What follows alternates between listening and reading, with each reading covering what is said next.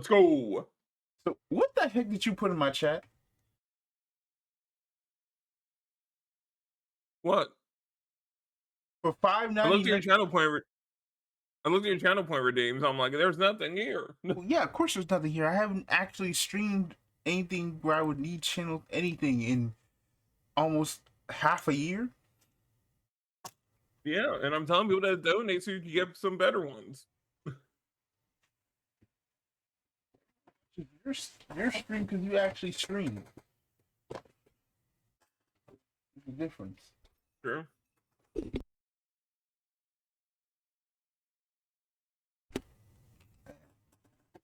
Anyway, hello everybody. Welcome to another episode of the Out Pocket Podcast. I'm Zechs, and joining me as always is Zeta. Yellow. Yeah, we've got a kind of a mild show for you today, but who cares? I got what I ordered from Hobby Japan finally.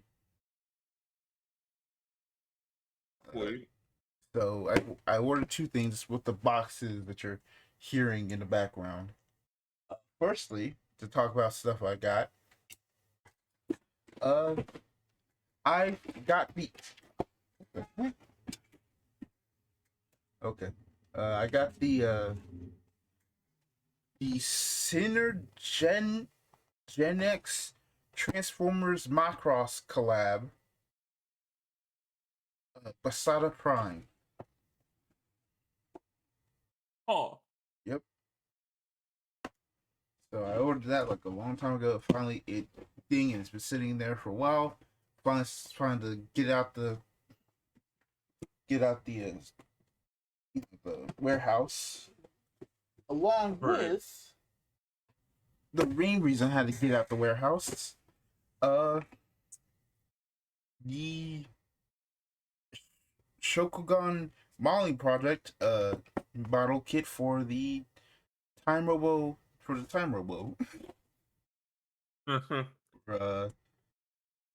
Time Ranger. Right, so wait, which time? I'm assuming it switches between both Time Robo forms. Yes, it can. It has the regular Zord form. It has the the individual Zords. It has the Alpha, Beta, and then Y. The full ship form. The full ship form, basically. Yeah.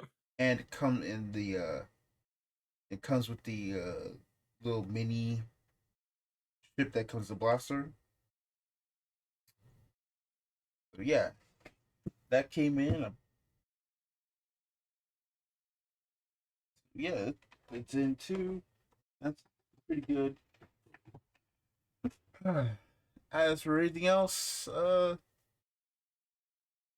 guess we just kind of ask this: have you seen Spider-Man? No, somehow. Why? I don't know, dog. You one of the 10 people who ain't seen it. I'm aware.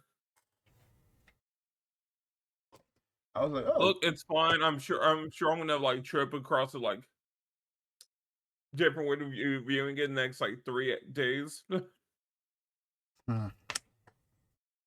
You got the Tuesday thing, whatever. But yeah, it's fine. Look, it's not my fault. Like every single booking is like full for this movie. To be fair, that is true. I'm just messing with you there. But yeah, you're right. Everybody watches this movie, and then some. I was lucky I got a Tuesday showing that was for the half price off day. uh-huh. I don't know if I'll be able to get it again. Like the movie made $2 billion. It's about to make $2 billion, dog. Like in 2 weeks. At this point, I think we have a lot to admit. All right, as far as movies go, Spider-Man's not a superhero. What is he? Him. He's just him. He's not a superhero. He's just him. There's no other way to put it. he is completely immune to superhero fatigue. I mean, it helps that the movie's good. I mean, if it's you only, I mean, you think about it, like relatively speaking, with time, the movie being good is not why people got in the seats. People got in the seats to discover the movie is good. Yeah, but it's like now we know it's good. It's like, yeah, we can keep coming back for the movie. Right. Well, like no, like Spider-Man has immunity to like every single superhero trend.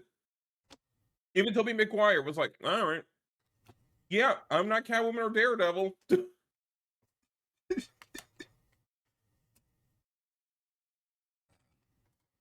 But Okay, Daredevil was okay. it is wild. I will say, people are just kind of like, I think there's very much a critical thing that you can be talking about, but like there's some people who I'm just like, I think you are actually insane if you think this movie is straight up bad. Yeah. Like, you can be critical, but also stop. You actually just sound stupid. Like, I saw, like, okay, small spoiler. I'll put in the show note for this. Yeah, so I saw this new channel that showed up. I'll give them a look. I'll see how their review is, because it was like a negative review. They said something that was so stupid. I was like, oh, you've already kind of checked me out about the movie, about a particular character who shows up in the movie. And I'll talk to you when you actually like see it. But like the fact that they said that about this particular character, and I'm like, I I actually just am like not listening to y'all. Just Let me guess, it's a really dumb Jean Grey take. I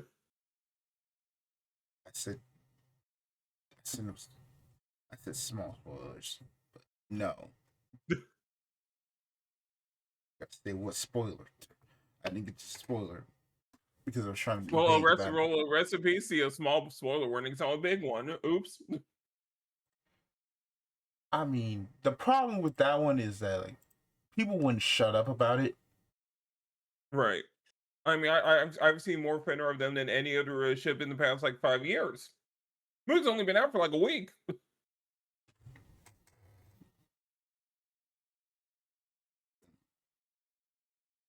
Marvel done accidentally rewrote Look, the all right, hands of time. credit to Marvel. And anything that just ruins Scott Summers' day on and off screen is good in my book.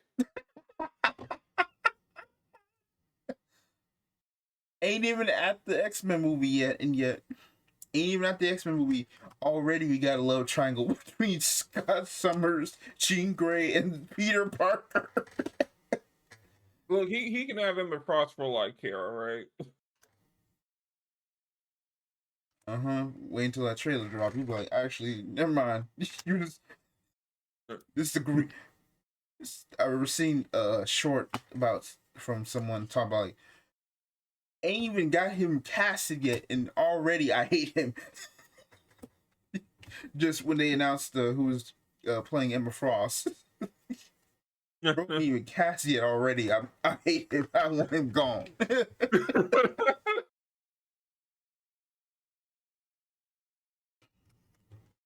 Look, I think people just naturally hate Scott. he, Like, he is. You can help but hate him. He's one of those things where, like, you partially understand, but he's also like, God, I also just wants you to fail too. Like, dang, bro. Like, I don't Man, like, Marvel's giving you like 15 writers, and and none of them be able to fix your reputation, man. like the only one that did, y'all got fired.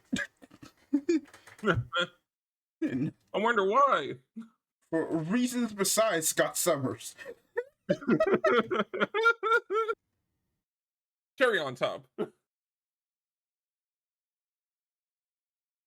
Bro got gone Yeah. before we even do. What happened? Don't worry about it. Let's but yeah, you know, we have started up.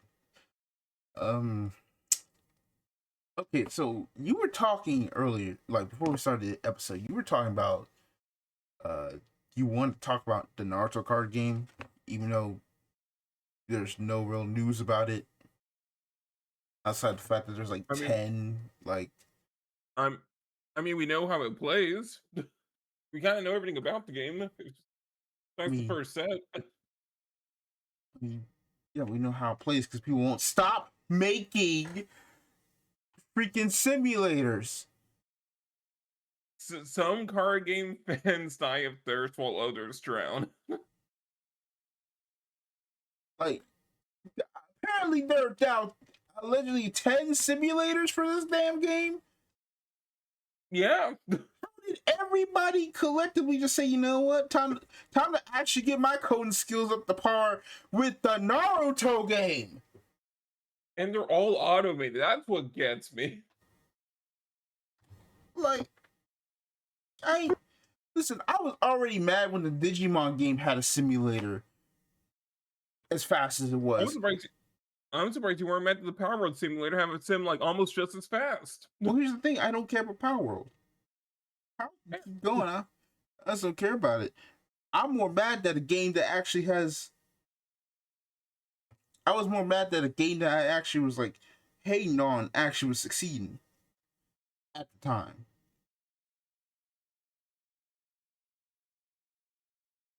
If it makes you feel any better, It won't. Mori Calliope is voicing singing another anime ending. Your your target of hate will not stop succeeding. You gotta fix that issue. You see, my hate kills games. Your hate has the opposite effect. Listen.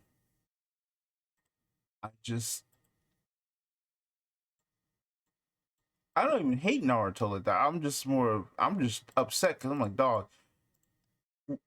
I'm just upset because I'm like, bro, it took 5 years to even get someone who wanted to do a Vanguard simulator that was semi-automated, and then the worst things happened to him at the exact same time he had to step away. Yep. So the fact that like now everyone's like speed running multiple games that have simulators, I'm like, if I find out any one of y'all were Vanguard players, I actually want to talk. I actually want to box y'all Right.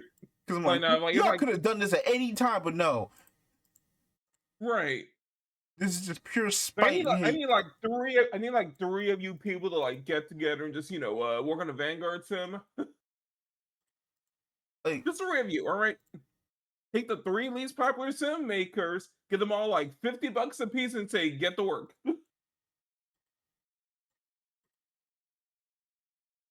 Because this is ridiculous, right? Like with 10 sims, like how many of these are actually gonna get more than like 10 people online, right? I mean, it's not about the amount; it's the principle. I know, but I'm just like, this has to be like, I don't know, a portfolio bait. Well, anyway, All right, guys, my programming project. I've made here's a fully automated Naruto TCG sim for you to try out. Oh yes, excellent. You're hired. that's not true. No one's hiring people. They're like, okay, why can't we just use AI Right? for it? Honestly, I'm sure at least three of these are vibe coded. Who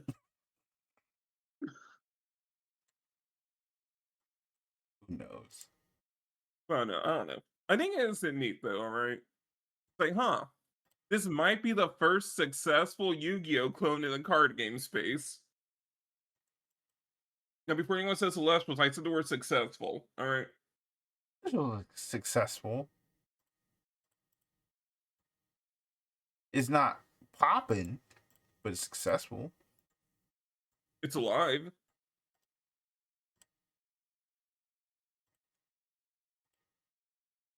I'm just gonna keep that there. It's alive. You know what? There is one game that be there's one game my hate works on. It's always What? worked on that V card. Yeah, is it? See, aren't you glad we haven't even talked about V card in like months? Yep, that's the one. Said it's the one time I say it. Anyway, so how does this game work? All right, well, you have a leader. That's the important part. You have a leader card. But actually, the resource system, instead of mana, it uses chakra. And what makes chakra different from every other bandit resource, you can't replenish it doesn't replenish at the start of your turn. It's a completely limited resource. Well, not completely limited. But anyway. I'm going out of order here. Main catch is you have one normal summon per turn. Very important. And cards do not have a resource cost. Unless there are specific cards that can interact that are like quick effects or spell cards. And those cost chakra. And that's neat. Like it's a bandit game with a back row. And hand traps.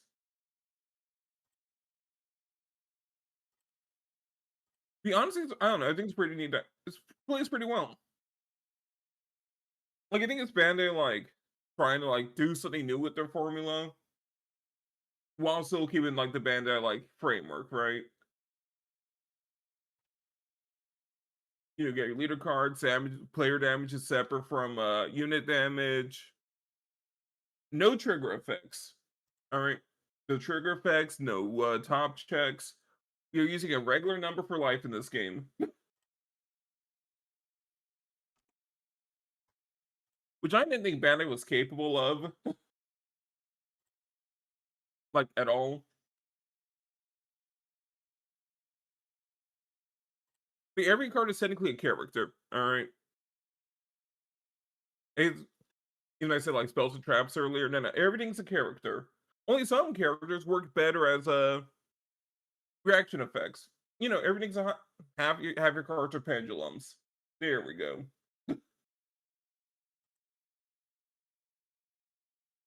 You have some cards that work better on the field to play directly. Some are others you just play as a vanilla. Different dynamic. And there's things called EX summons. Which is what if you did extra deck monsters without the extra deck? Mm-hmm. Y'all have special requirements to summon them. They're different between each of them. And then you can just summon them in during your turn without taking up your normal summon. I mean, they oftentimes require tripping different monsters to different conditions, but I see. extra deck.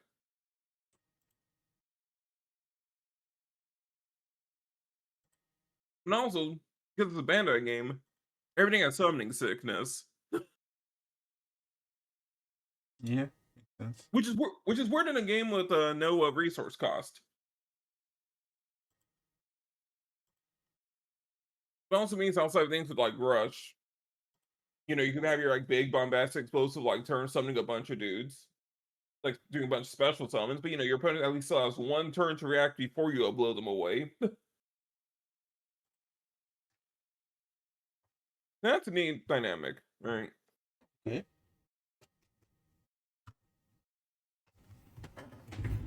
Of course, although the demo deck also all right, so here's a Raigeki for 2 cost. Only 2 chakra just to blow away your opponent's entire board. I hope that that's deck only. I don't know. It'll be interesting. Yeah, combat to typical Bandai fare. You crash into your opponent's stuff multiple times, and then they die after taking enough hits. Well, your stuff doesn't get hit back, which I can totally see changing later. It's weird because like damage goes away at the end of the turn, unlike say Gundam and Shadowverse. So I don't know. That's the one thing I'm iffy on, right? Like if you're placing your opponent plays like a big dude with like a ton of defense, you're gonna risk like sending like 3 dudes after it. I don't know. Weird access there, right? I mean, overall, it's a pretty fun game.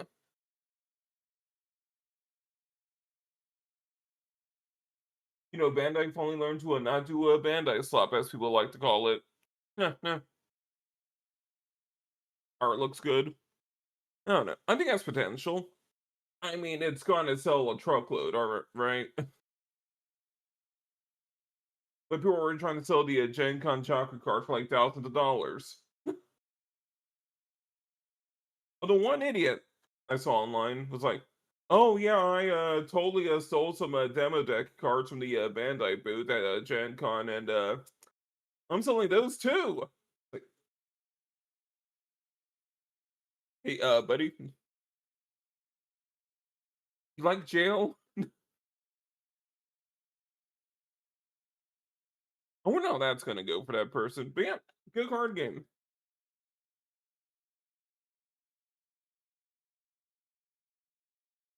If you were a Naruto card game segment you wanted out of me.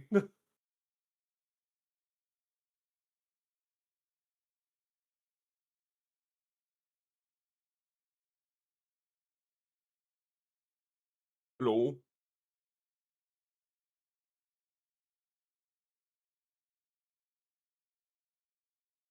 Earth to Zechs. Oh, yeah, I mean, you're the one who sorry. I thought I was unmuted. I thought I pressed it. Yeah, you're the one who basically volunteered, so Wait, no, I said I was like done with the segment. yeah. I was replying to you talking about like there's the thing you want out of me. I'm like, you the one who volunteered, True. basically. Let me start.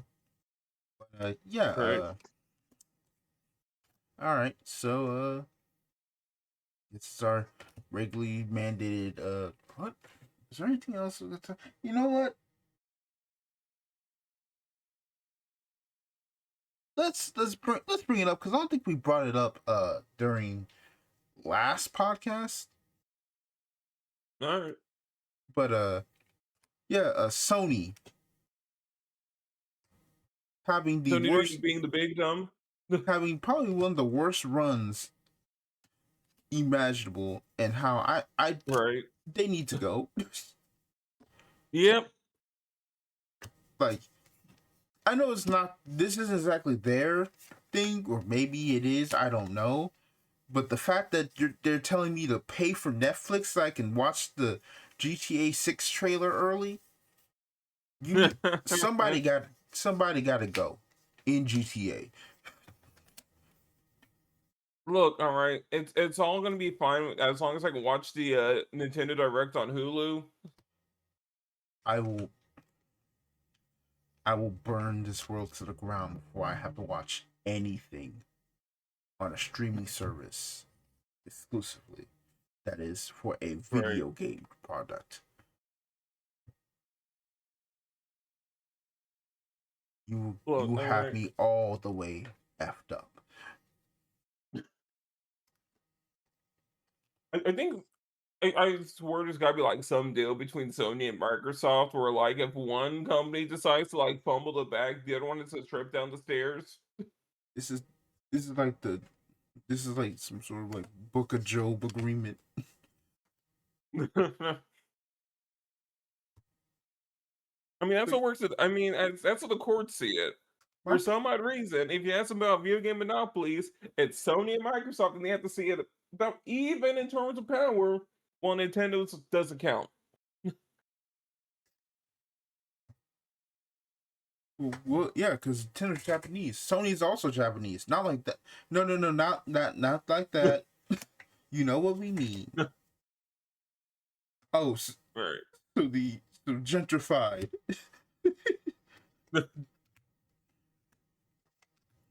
I mean, to be fair, I don't even think Sony cares about Sony's gaming division. Of course not.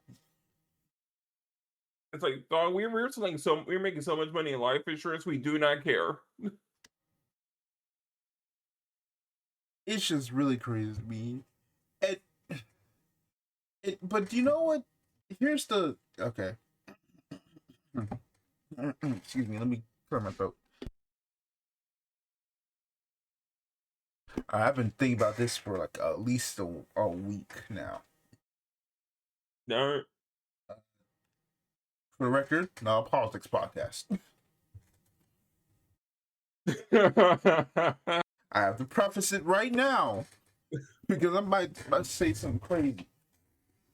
All right, let me just get the flag out of my closet really quick and put it on the ground. Why do you need a flag at your closet playing on the ground? I'm not telling you which one it is. I'm scared because it's just gonna escalate quickly. Wait, what's going on? There it is. Not a politics podcast. Continue. Okay. So I was thinking, I was literally in the middle of listening to Dosa Buckley. He had a video about this whole thing, and then I was watching a couple other videos talking about it. I'd say watching, more like listening to it because I was cutting the grass at the time. Mm-hmm. And so I was thinking, why on? I thought about it, something just didn't add up to me. I couldn't figure it out until I realized, is it the date that's really bothering me about this whole thing even more? Huh. Because it's talking about like early 2028, like post January, which would be like effectively like basically like a fiscal ending, right? Right, right. So I'm like, why 2028 and why that soon? And then it hit me. And it's the only other reason I assume up besides they just want it to be done over with and they gave you a bunch of time. Because you could have done like, we could wait till April 2020 when the whole fiscal year ends. Or we could have done, uh, wait till 2030, right? Start the whole new a whole new decade off with it. Why 2028? And Well, I'm glad you noticed. Yeah, and I'm like, and here's my theory. My tinfoil hat is on. Nope. Or crackle, whatever. Are they doing it for 2028 because they want to? Because they're like they want to actually like get out of. They want to actually have access to their sort of monopoly before the regime change in the United States. Probably.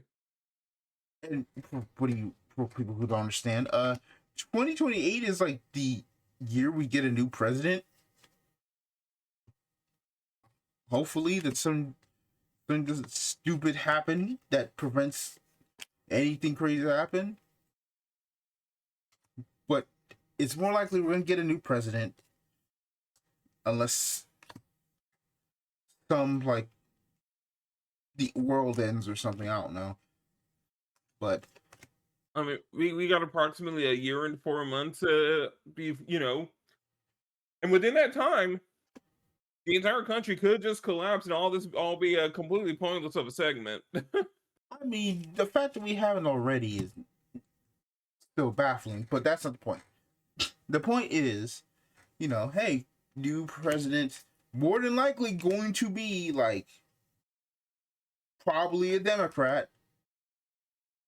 Not saying if it's gonna be good or bad, but just saying like, It things probably ain't will looking be too one. good for the Republicans. That's all I'll say.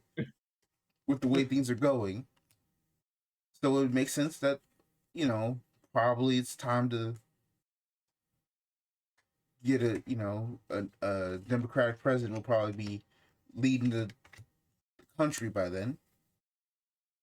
And with the way the midterms are also shaping up, it looks more like more and more, you know, either Democrats are going to win in places they haven't won before in a long time, or it's going to be, you know, old Democrats being like exited out the House and Senate for Probably both. new Democrats, right? For people who are fresh blood, basically. So understanding that, what would probably be one of the things that would probably happen? And the answer would probably be to kind of crack down on some of the issues with current businesses, with digital, with AI, with just kind of like actually put in real layers to the digital Oh yeah, no. world, to the market in a reasonable manner. The I second the mean, administration changes, there's gonna be the FTC is just gonna be completely uprooted and like slashed and burned of every single person in charge of dealing with like trade deals for the past like year. without that, if not immediately, like within a good change of time, without doubt. Yeah. But the point is, like, a regime change will happen more than likely. And so my belief is that Sony is just going to basically doing this to effectively like make sure like they just kind of get out of this whole thing. Yep. Right? It's like, oh hey, we cannot. Right? It's like we get out of this. Guess right. Moment changes. Guess what?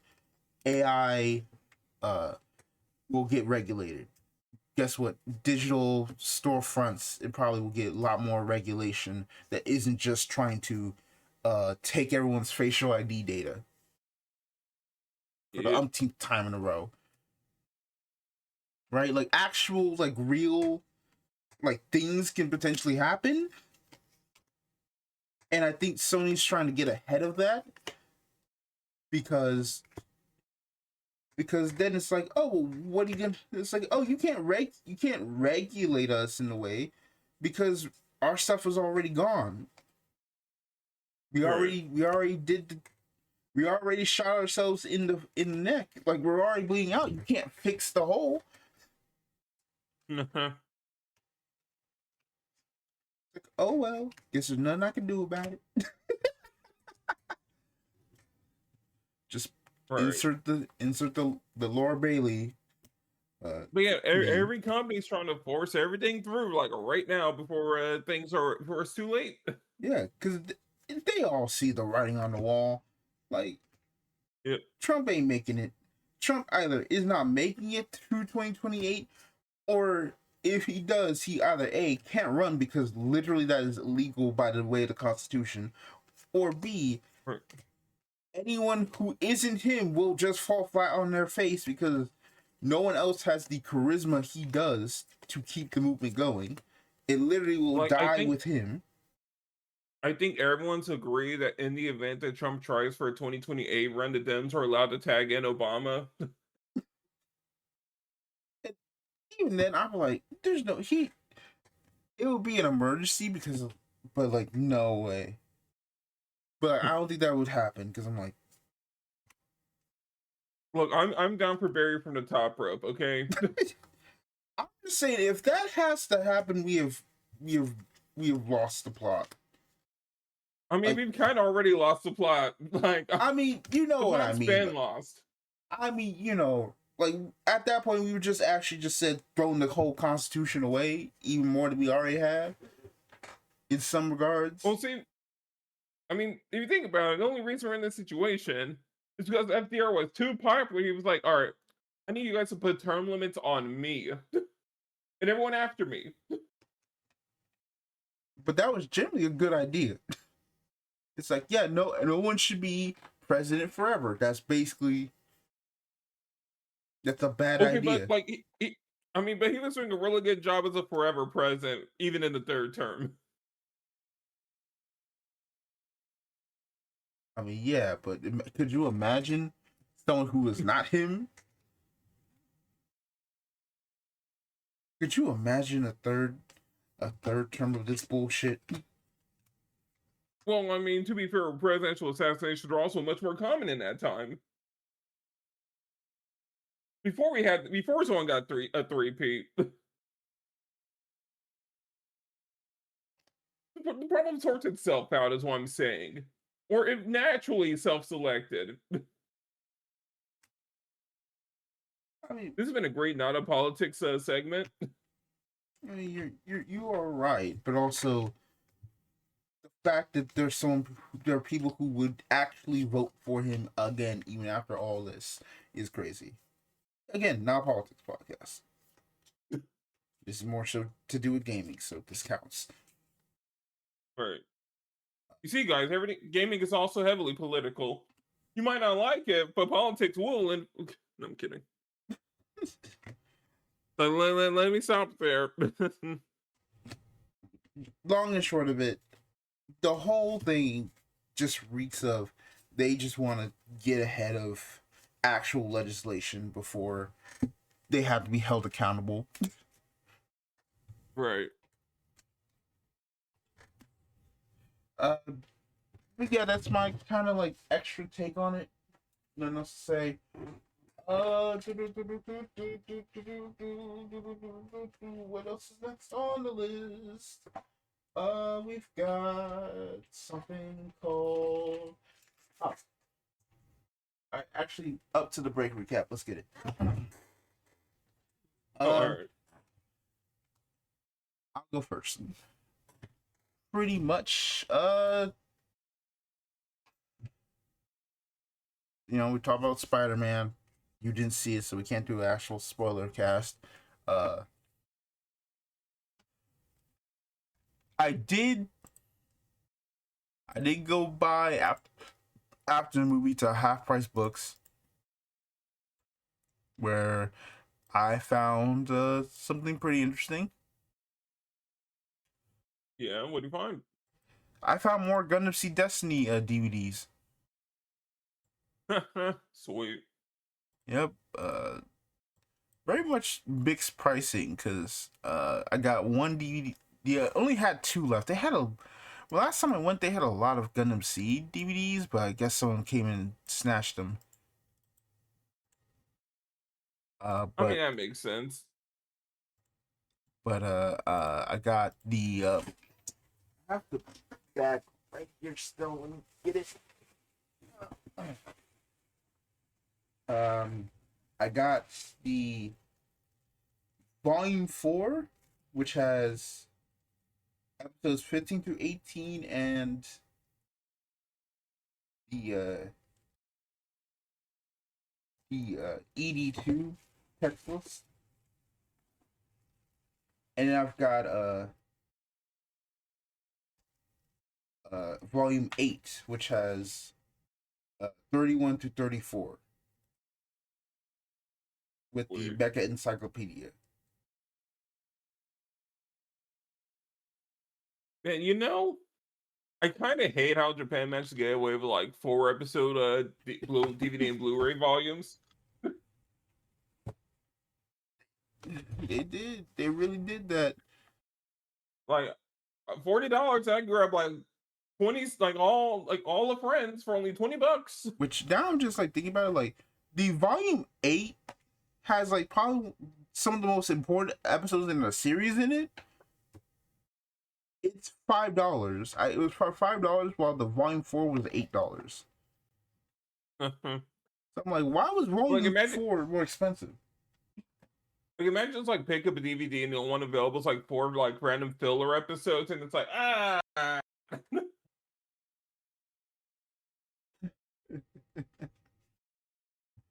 But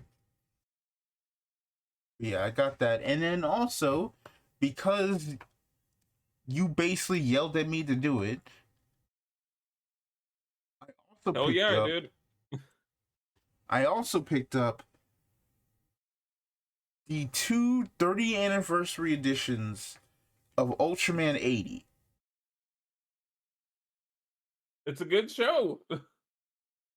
It would be a good show if I could probably watch it.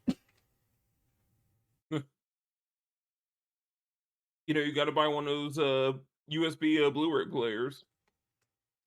No, it's not the Blu-ray that can issue because with the PS5 can play Blu-ray. Okay. It's more so, it is literally the one that from Japan itself. Like it doesn't come with Right. subtitles. And my Well, Japanese is wonky, so I'm cooked.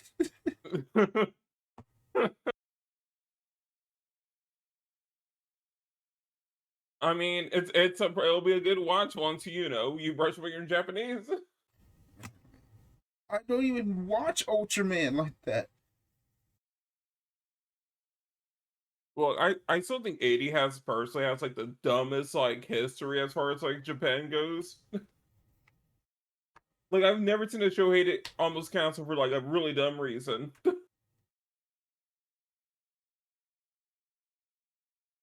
don't know. Do you want it? I'll just send it to you. I'll think about it. I'll think about it. Like, it seemed like it would be much better with someone who actually like knows Ultraman would appreciate it Right, more than right. I would. I'd say I don't appreciate having something that probably is that like neat, just kind of randomly somewhere. But I'm not the Ultraman person in this I podcast. mean, look, with each episode you watch, you piss off a different Japanese parent.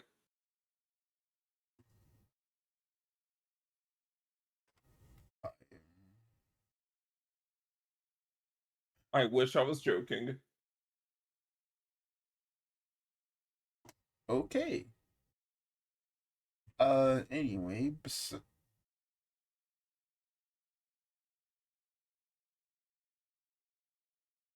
besides that, what else happened? Yes, I did my new type challenge. I don't want for this time. I don't want to talk about it. Okay. Yeah, it was that bad. It was Fair. it was that bad. Oh my god. Um, but I did obviously run. I did run that deck back at locals, and kind of like slammed with. So I'm like, what the heck happened there? So you just kind of play a deck. You're just like, how did this even happen the way it did? Look at no sense. Nah, nah. Uh, Look, you know what they say, you need variance in card games.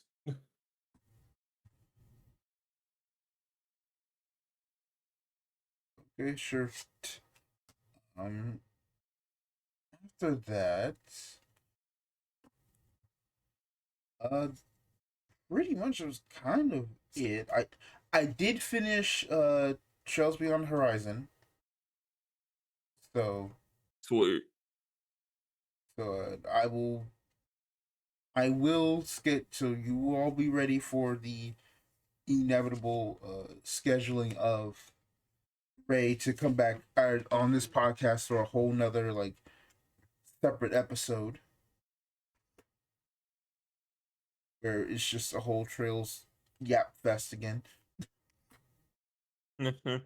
Because now that Sky SC is coming out and like we have no idea what's coming out for Falcom in about the next year. It is about time to start the usual speculation machine. Right. Oh man. Yeah, I kind of my quick thoughts on it with as little spoilers as possible. Uh so the point of the whole thing was I knew about the ending of the game. And by ending I mean like the ending like section, like this ending segment, like once you step into the final boss room, the boss Right. room, like no going back. You were going there. You were going to complete the entire segment. So I knew what happened. I knew what happened at the end of the game. What I didn't know was exactly how you get there and the whole rest of the game. Because I was more like, because like I think like 3 days in, my friend was like messaging me like, "Oh my god!" I'm like, so I was like, "Okay, what would possibly have happened?" And then I saw what happened. Like, oh, Oh my god. it didn't help that the literal next game announced right after was the remake of the first game. That's all I will say. But it was very funny that everything happened the way it did. So, uh, so the point being is, I knew what happened. I just didn't know how we got there. So now when it came out in English, I kind of did myself with the service by hard rushing the game to try and complete it. Right. Because I'm like, I already know how it's gonna end. So like, as I felt my like emotional state kind of waning, not because of me not liking the game, far from it. I do like the game. It was just, it was also during the time I went back to school, so a lot of writing and everything. So I just kind of like, I was starting to reach burnout, so I'm like, I had to put the game down. And so just like, you know what, I'll put the game down. I'll come back and finish it when it's done, when I'm ready to come back. So it took a minute, but finally came back, got cleared everything up to the point where, right before that actual boss room, I understood what the heck was going on. And it is crazy how just out of nowhere the ending hits you. Like, again, if you're a Trails fan, like, you kind of know how like Trails game. If you're a Trails fan, you know how Trails games kind of work, right? You kind of have most games usually, like, you have like this segment where you kind of just like go around, make a final round, and kind of like, check everything, basically, right? You're just kind of checking everything. You're basically doing like a normal day, and then the final segment comes around and you have to go finish the plot.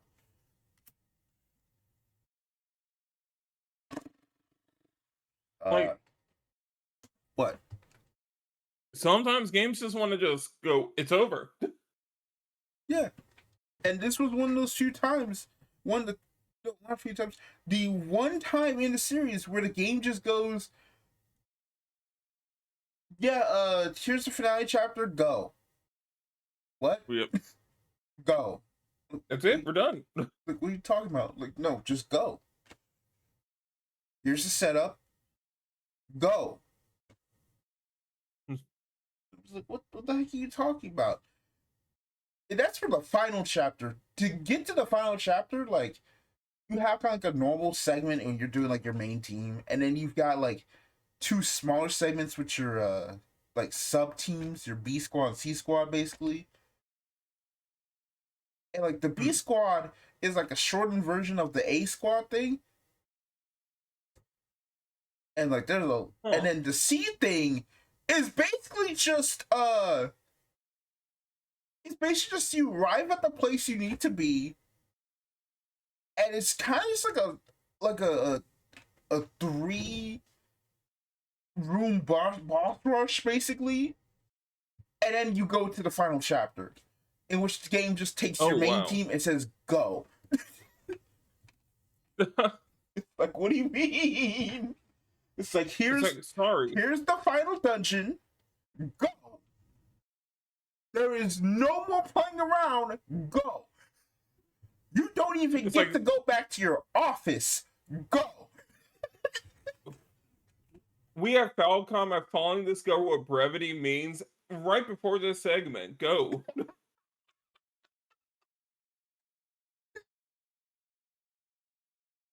Like, it's like, you think we playing?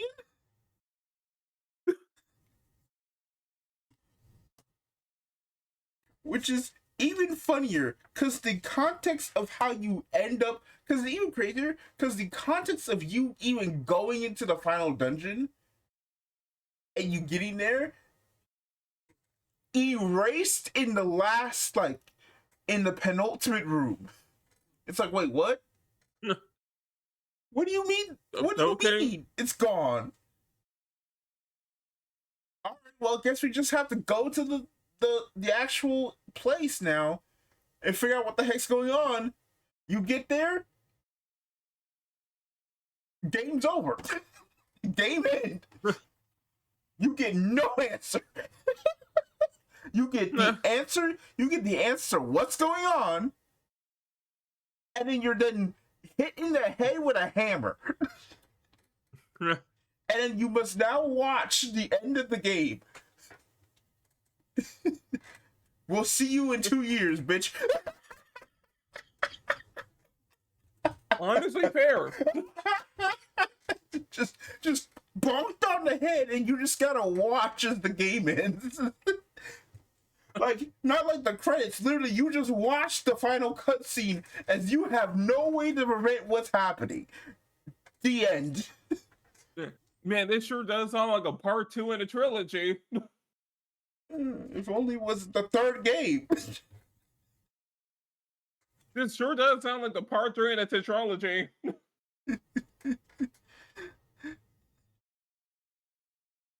But it's just so funny to me. It's like, I was not expecting how just... It's like, you guys ever watch Empire Strikes Back? We're doing that.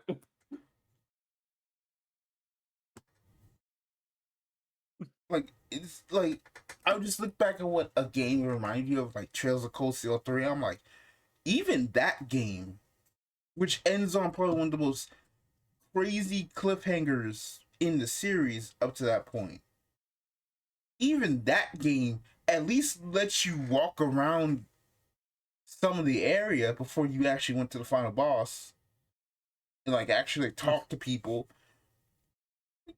Like, you don't even get to talk. You barely get to talk to people in your, like, little hub area. You all of it's just a cutscene, and then you just go to a random like a part of town that you've barely been in. Well, you really gotta wonder what's happening where Falcom's not letting you just talk to every single NPC right before a story segment. Yeah, it is just. Listen, I love how you're talking like that, like you ain't, like you played a game, like you played more than a hour of the game. You still need to get on, finish up Daybreak 1. Look, I know enough about the Falcom formula. All right, bro. I played E's 7? I've been 7. I never knew that. Okay. Yeah. Like, you played Easy? You know, I really should. I mean, I have a Vita. Oh, Vita, just get it on the PC. True. They fixed the port years ago. Oh, sweet. All right. Yeah, shout out to Durante.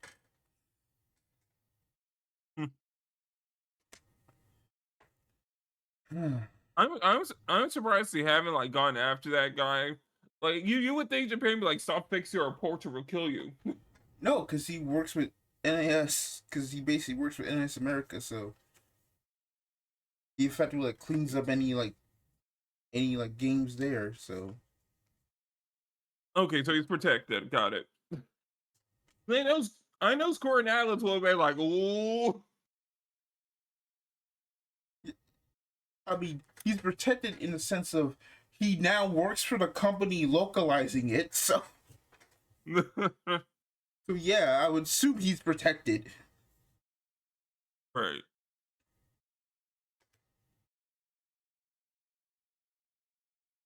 But yeah, it's just crazy. Again, well, eventual, like, episode just talking about trails will come soon, so be prepared for that one. All right. Anything else I have in my system? Well, I guess we just, I guess we talk about the stuff. Snowbreak continues to look like it's dying, considering it made $50,000. I thought that was like 4,000. They didn't make no money. That's the point. Right. Like y'all been back for a month and already like y'all lost more money. It's like, oh god, it's Oh yeah, over. I found it. Yep, it's $4,750. Yeah. That is just people renewing the battle pass. Oh no. Oh God, oh lord, it's over. Like, it's never been more over. like I mean, they skipped the anniversary. Right. They're like, we can't give you nothing, dog. Like, where do you go after skipping the anniversary? That's like, huh? You go straight to the end of the road, dog. It's it. Right. Um, Speaking of the end of the game, Ni- I hated how I set that up. The Nikkei and Persona 345 collab is gonna start next week. We got I guess who is the free character. A Surprisingly, crime. Criminal, really. especially with the characters who are pullable are Makoto and Yukiko. Expected. Okay, I think someone at Atlas really like. Is there just like some hidden like Yukigo fan club in Japan I don't know about? I don't know, but it's crazy that like Yukiko got the pull except for I guess. Now, I will put this by saying I do not care who it is. Because at the end of the day, you know, you're still pulling for gotcha characters in a gotcha game. The fact that there are people who are upset that the that certain characters aren't being pulled, like I understand. Well, you want to make sure you send your money somewhere, but at the same time, I mean, these are gotcha pulls, I dog. mean, Like, what are we I doing? get people being mad about Agus being an SR. So, oh, she's useless. I mean, yeah, that's kind of how most SRs kind of tend to be. Though she could be the best S. To be fair, I don't even think that like Mori. I think is like a decent pretty decent SR in like PvP, because she just does a lot of shielding. At least until Moran got her upgrade.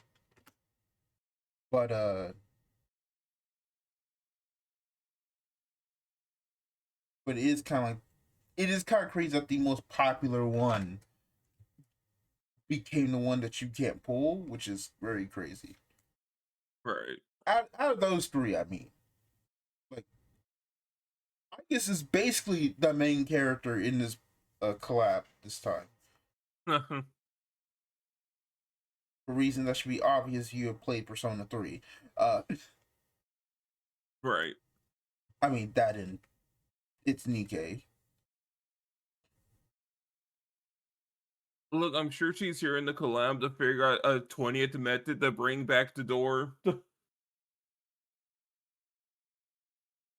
I mean Like, this will bring back the MC. Surely. that's not what her job is. That would be a Liz. Who like that's kind of the crazy part. It's like you chose. Like I think people were just confused. Like you chose Yukiko.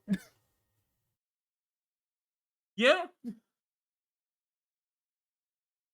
Like, huh?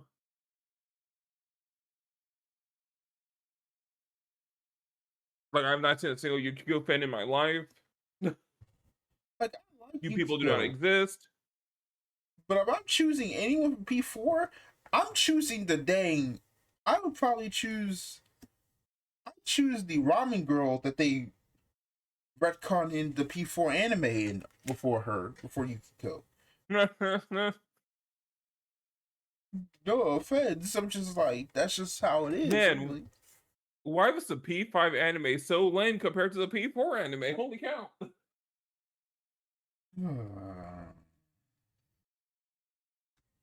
Like the blueprint's right there.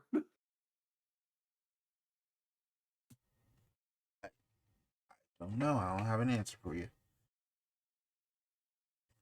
Any people genuinely wondered what happened there, and the answer is we don't know, dog. We don't know. So yeah, that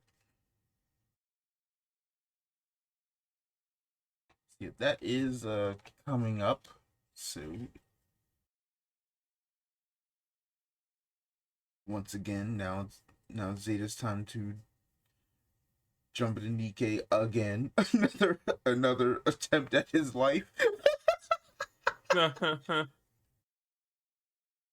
Funny enough, I do have something slightly Nikkei related as far as my gacha game segment goes. Or squeeze in now. Is it the music video? No. Then what is it? Look, Zero current new season is pretty much well, if we went to Nikkei for like a few months. What are you talking about? It's like, all right, guys, so we're gonna go help these people on this ship, and it's like you get to like, okay, it's just a massive industrial ship with a bunch of heavily armed people, and everything's just gray buildings everywhere, and you're helping out a bunch of a fire team. I'm like, can we just land in Nikkei land? The hell? And of course, the first new character, I'm like, all right, this is just an Nikkei character, but in the Chaos Zero Nightmare.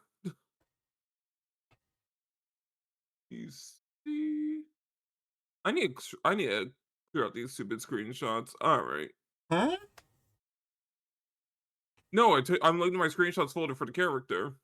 And there's too many screenshots here because they're all unsorted. Screenshots of the character, huh? No, not of the character. My general screenshots. Chill. I'm just messing with you.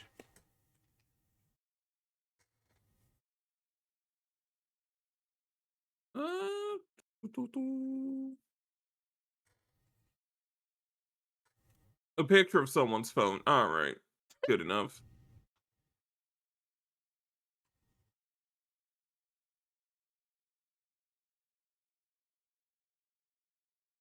There we go. I'm like, she is just stands up like an Nikkei character. I mean, let me see this for myself so I can understand the heck you're talking about. Oh, why is she bent that way? It's like, oh, it's fine. It's not Nikkei season. She uses a bow. It's like her entire backstory is, I was actually the main gunner on our team, but due to my tragic backstory, I switched to a bow instead of a gun because my gun jammed when I needed it not to. It's like, okay. Huh. Well then. It's like, bows don't jam. It's like, ooh, you're a Nikkei character. That is definitely a design. Her group is even called Iron Rain. I'm like, Blood Rain, Iron Rain. Oh, you're wrong for that. You are wrong for that. I hate you.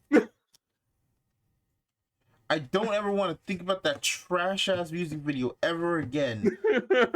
I didn't bring up the music video. I'm just like, there's a bit of a coincidence here. No, I know you freaking used the. Oh my god!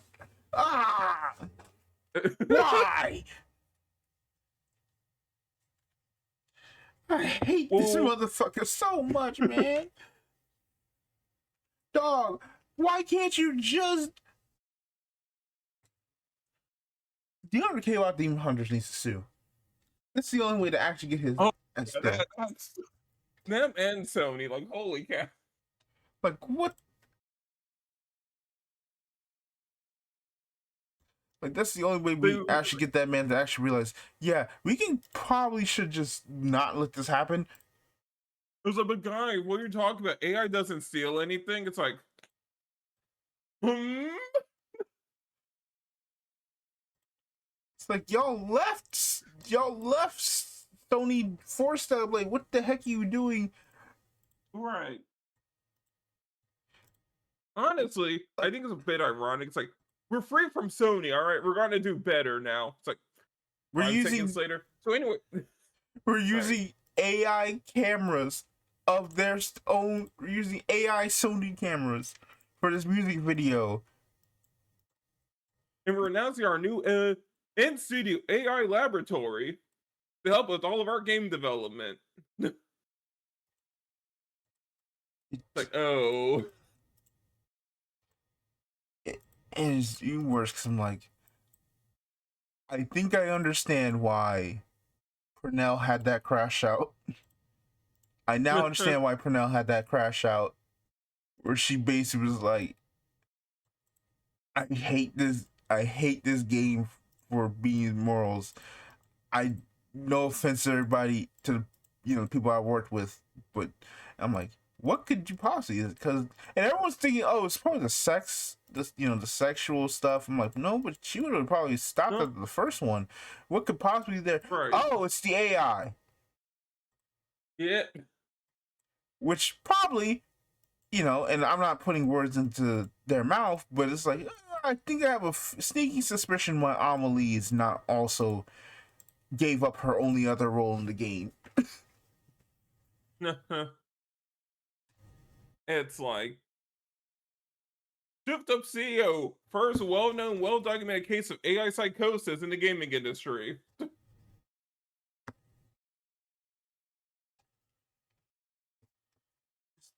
Yeah.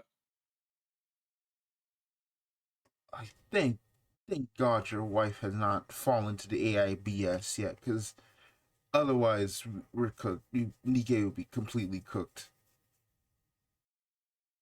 Like I think it's honestly impressive how they're managing to keep that dynamic going. I mean, Like, all right, I promise not to make any case. Promise. So I'm like, I'm sorry, Nikkei fans. The countdown is ticking until the first like AI art Nikkei. I'm sorry. there was literally a thing talking about, like, he did talk about how like he would send in like designs and they would get rejected because because she was like, this ain't it. This wasn't good enough, or rather, like, the design wasn't hidden the same. So it was like, oh, he was starting to lose it back then. Oh no, Like, please do. jeez. Like, if it's any consolation, the Korean AI bubble is popping, and everyone there is losing like millions of dollars.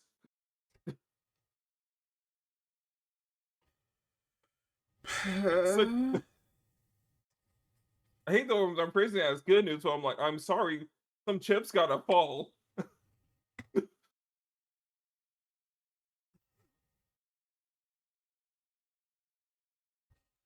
It's like, if I want this problem to be solved, I need all of you to lose more money.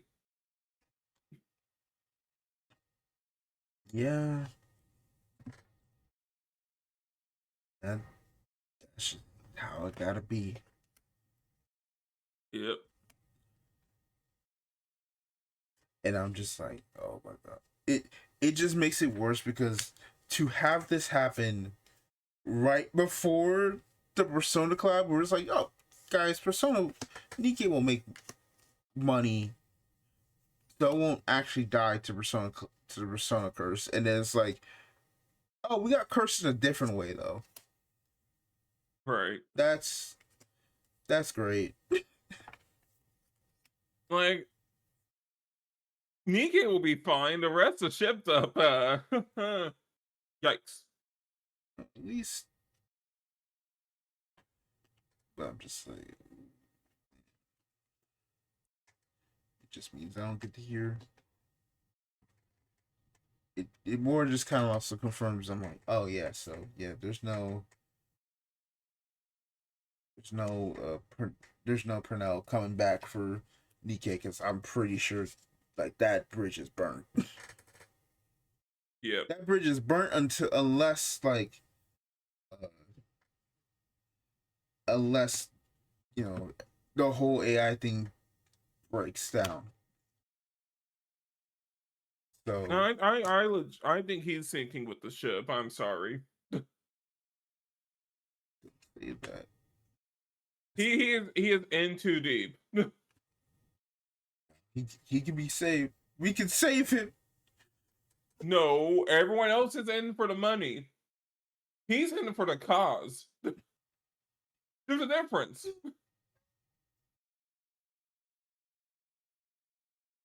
Fortunately, there's a difference.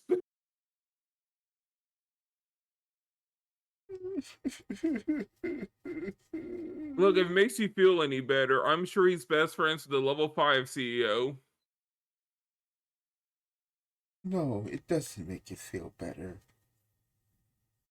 Well, at least I can share in the pain. Because Shinji Mikami is working with him. You remember that? Yeah, I'm just gonna say it. Very high chance that initial preview at the Summer Games Fest was faked. What do you mean? I don't think that gameplay was real.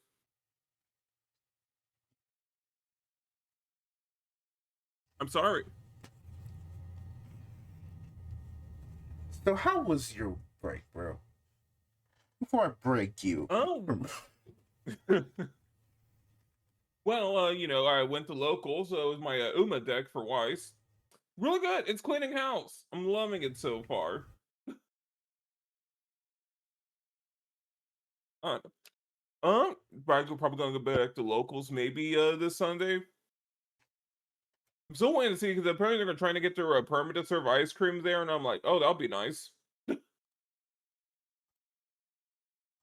Permit to They serve. want to smooth locals. Yeah, they already serve like tea and other stuff. It's like, hey, ice cream.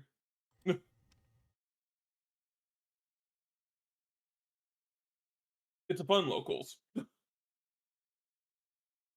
And apparently they already placed orders for the Persona and Metaphor collab sets.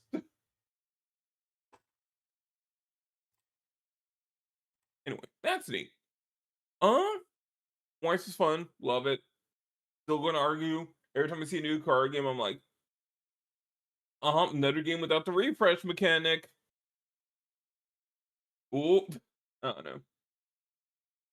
Like, if I think of any mechanic that needs to be in more card games, that's probably it. Who's gonna keep losing the mill and Match the Gathering? But outside of that, went back to Super Wars Y. Now that all the DLC is fully out, and I don't know. It's kind of weird returning to a visual novel after a year and trying to remember what was happening in the plot. Although it's a little awkward since the final DLC is a alternate end game. So I didn't even have to buy the final DLC. Oops. Till after I beat the game. Funny. Although, I mean, I got one spoiler about that final DLC, alright? One. And apparently, they do actually fully adapt all of the Witch from Mercury Season 2.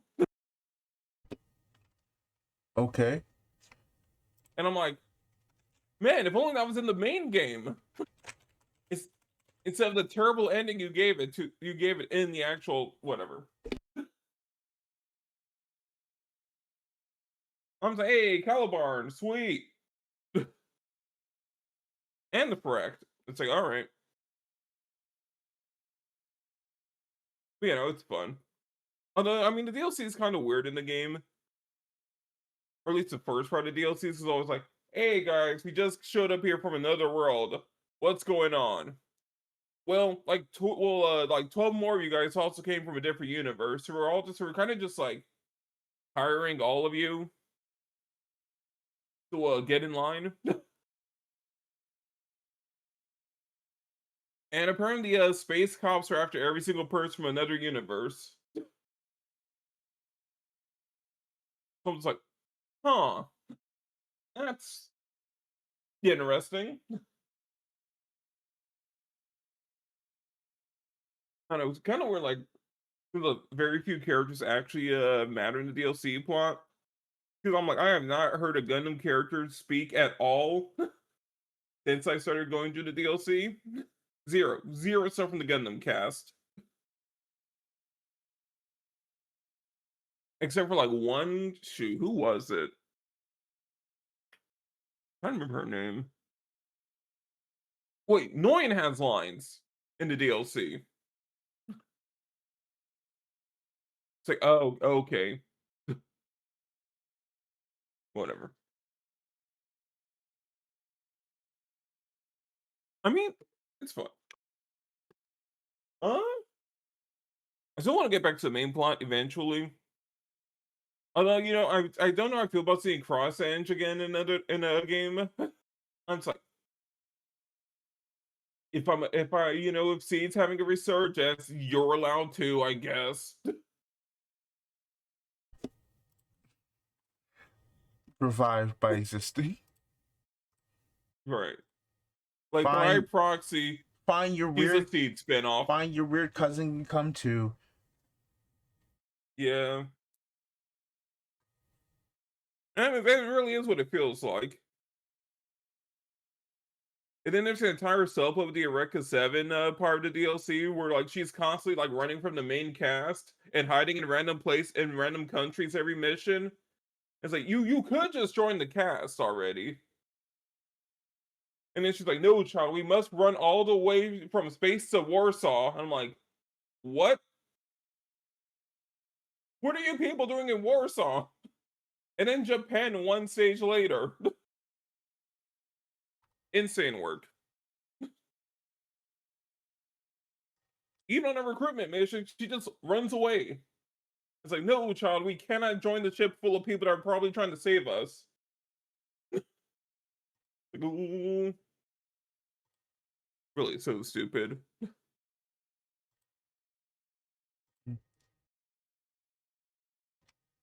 I gotta say though, I do like putting Gione in the mass production Hainu. That I'm not getting rid of. It made me think, like after seeing it again, I'm like, huh, after seeing Hathaway, I'm like, you know, what if Gione survived and was in Hathaway?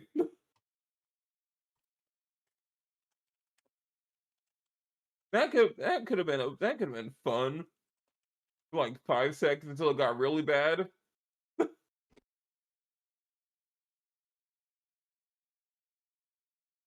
The outside of Super Robot Wars, I'll probably talk more about that once I'm back into the main plot, right? Finally built a new deck in a Shadowverse. But man, what do I have the resources for? Crystal Spawn? Oh. Oh God. Not you. Not you too. Okay. Are you also playing it? No. I dropped that You're deck just sick of because seeing it? I hate that deck. I hate playing it, bro. It's so disgusting. It is one of those situations where it's like, man, it is a deck that is like, it literally will not work for me, but it will literally win the game when I fight literally anyone else. When they're Like, using I think it. the problem with the deck is that it is so mulligan reliant, right? Like, if you do not open the big gun.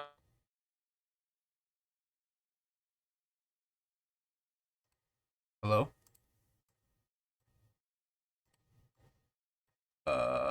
Zeta. I mean, you have ways to get to them, but you kind of want to get to the big dude, like, later in the game. Where that throws off the entire point of the deck.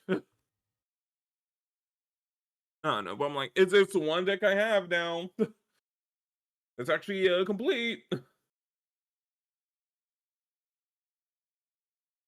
Which I'm like, all right, I get it. The game doesn't want me on Portal Craft. I gotta get over it. Like they do not want me there.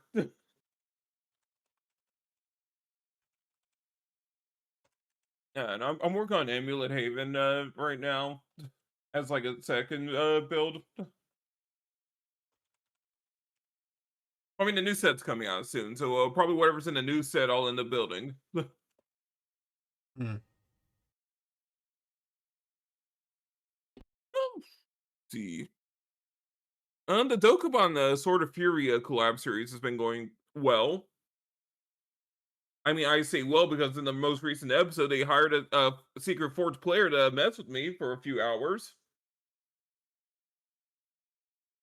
And I'm like, you've got to be kidding me. I don't know. It's a fun game. I'm finally glad that, we actually have people willing to play it every week. Even though they both agree the game sucks and they hate it. But they also can't stop playing it. So, Dokapon. Kind of that game works. The leading video game caused a divorce outside of Final Fantasy 14.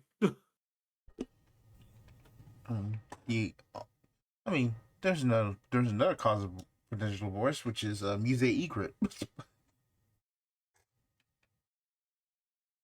Hmm? You know the meme, that Reddit post. Oh, right. It's about the woman who's like, I'm scared that this girl's ruined my marriage. And it was her. I'm like, why? Why is my, I was never expecting my series to be the one that's like, I might be in danger of losing my husband to music. That still cracks me up. It's like, People, right? dog. I think what is a lie is that she said like music had big titties. So I'm like, no, she doesn't. I that is that's probably big titties, yeah, to regular people, but to uh Trails, Right. she is like medium. Yeah, like games and anime really do just warp your perception there, huh? Yeah. Oh, I forgot one more thing from the Super Bowl Wars segment. They announced during the anniversary stream they're doing a remake of Z2. Yep, I did see that. And I'm like, that's an odd choice. And then I remembered, all right, Z2 is like the weirdest Super Bowl Wars game as far as the shows included for like one major reason. None of these shows get their plots again after Z2, all right? Well, almost none of them. It's also maybe the most like 2009, 2010 like English anime fan roster for like the main shows in it. You got Gundam Wing TV making its like big like final plot appearance. Wing TV, Double O Season 1, Code Geass R1, Macross Frontier, Gurren Lagann, The Big O, and so on. I'm like, oh, so you're telling me if Macross didn't have all those issues with Robotech like 15 years ago, we would have gotten this game, right? Yes. Like such a crazy roster. And as someone looked it up, Z2 Part 1 and Z2 Part 2 are the only two games with Double O Season 1 and Season 2. Only two titles. And it's like, huh? Wait, what? Hmm? Like, it really tells you how crazy Sea Destiny is. First, like, yeah, Sea Destiny's in every game, but, Double O, no. Uh-uh. You don't want it. And I'm glad it's getting a remaster. Or remake. It's a new engine. It's practically a remake. Gotcha stuff. I mean, I already talked about Chaos Hero Nightmare. It's kind of the only gotcha game I really played in this period. There was a Bleach collab in Grand Blue Fantasy. That was kind of neat. Interesting.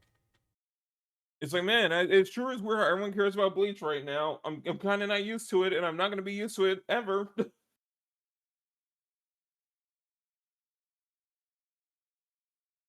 Be a pretty good amount of freebies. I'm not gonna lie.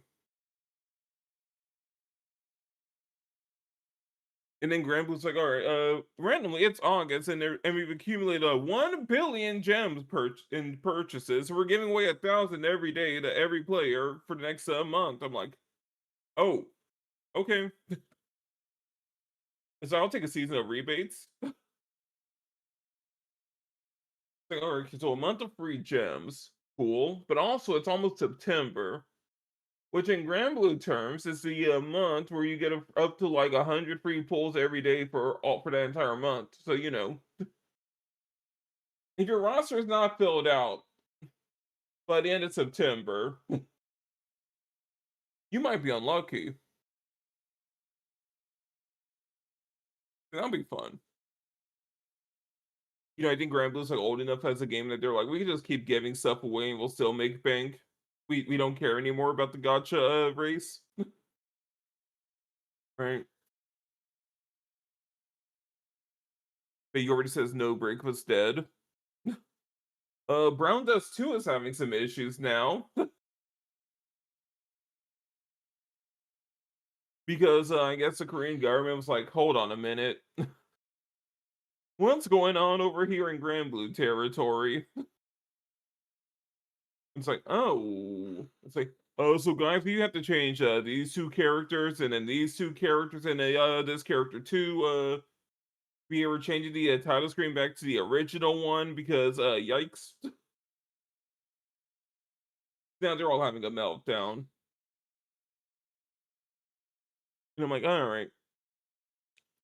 I don't know, I feel like it's a terrible day to be a Gunnar Gotcha game right at the moment. Like I think the government's collectively have said, uh, you know, maybe we should stop clamp down a little bit. You guys are getting a little too crazy over here. The reason I'm not saying what got changed is Snowbreak, I mean in Brown Dust, is because this video would have to be demonetized.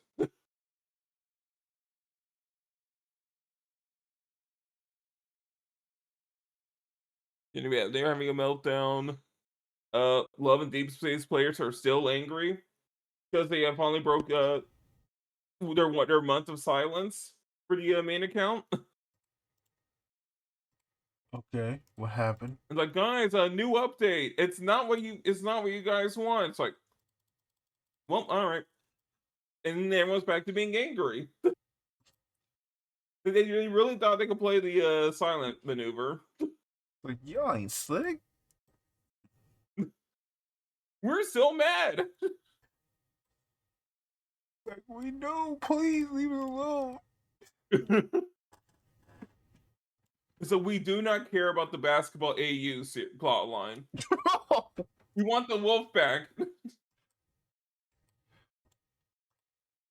Listen, the only balls that I'm bouncing are. I'm about to go crazy. I'm sorry.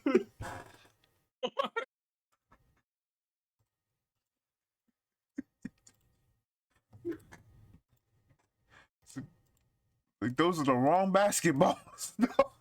That's what I should have said. Right. No, you said the better line. All right. No, It's funnier. Yeah, but I'm just like, oh wait, hold on. It's like, sorry, dog. That's not what we want. You know it. It's like that's what we got. Yeah, because it deleted all the other stuff. So you can just bring the character back. You have a way to be forgiven.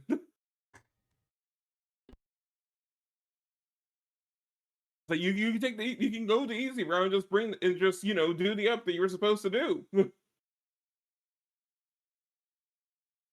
Crazy work. Crazy work.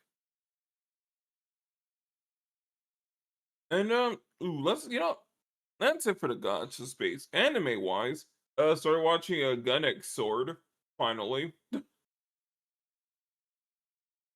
I'm like, I'm seeing some good stuff from this show, especially Super Robot Wars. Let me just finally get to watching it in full.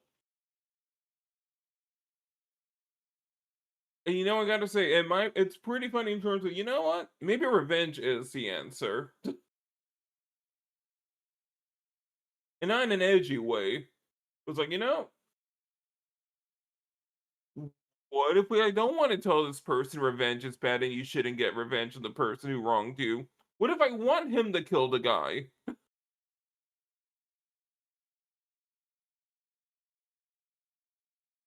Like, it's refreshing, right? And like, they do something really funny for an episode, all right? At least I thought it was really funny in hindsight. The guy ends up on an island, okay? Like, they get washed ashore.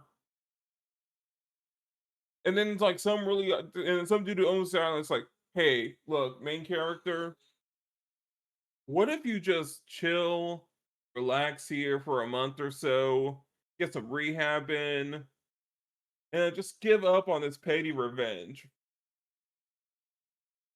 And the main character almost agreed to it.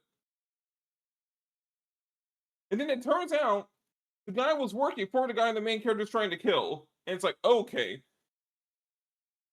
thank you, writer, for getting rid of the one voice of reason in the cast, potentially. Almost believed you for a second that you were saying revenge was wrong here. I don't know, it's fun. I disagree with that statement. Hi, God. How's it going? How do you feel about revenge, God? I think you might have something to say there.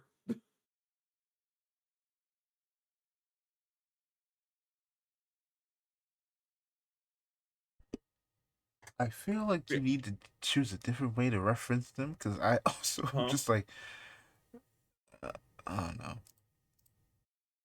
Look, I'm not crazy. God's in the chat like right now.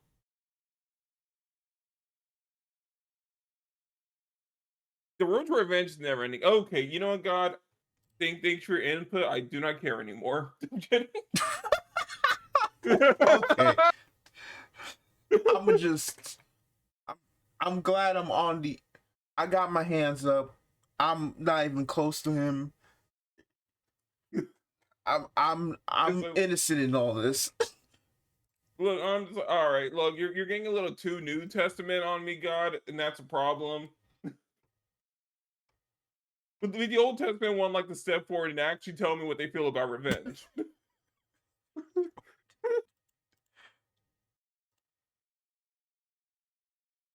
All right.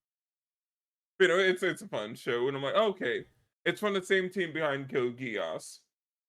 Literally, like maybe 2 years before they went on to make Code Geass. Definitely some similarities there. Oh, like it. Other than Gun X Sword. Oh, what other anime been watching? You're expecting someone else? Yeah. All right.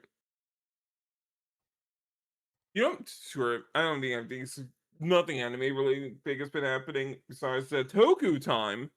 Okay. Let me just start with Zets. Man, I hate how I feel about the show changing every week. Holy cow. So Every I two said. weeks, really. That's what I said. You're gonna Yeah. be like conflicted going in later. I told you.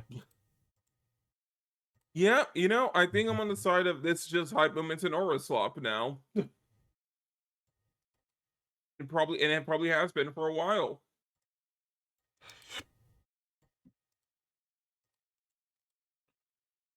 And I'm like that, and I'm just looking back like that cool twist they did in the middle of the show was the worst possible writing choice they could have actually made. Holy cow! Like it's actually like, You're saying that in oh, terms of like you had me. now we have now there's enough context that you're like, ooh, that might have been a mistake. Yeah, And I don't even know what happened, so yeah. yeah, because I've been trying to avoid telling you, but oh, it's bad. It was bad. It was a bad choice. It continues to have terrible ramifications. Yeah, like I don't know. I'm at a point where it's like we're doing the same, where it's like nothing matters.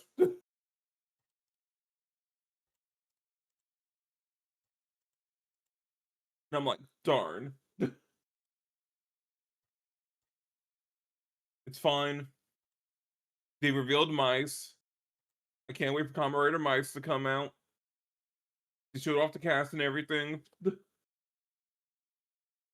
like, all right, you know, we're doing the entire Zodiac as Kamen Riders, and I'm like, awesome. That's a sick idea. The figure for the Rabbit Rider has already sold out because she looks like Hatsune Miku. I'm like, okay, you people have a problem.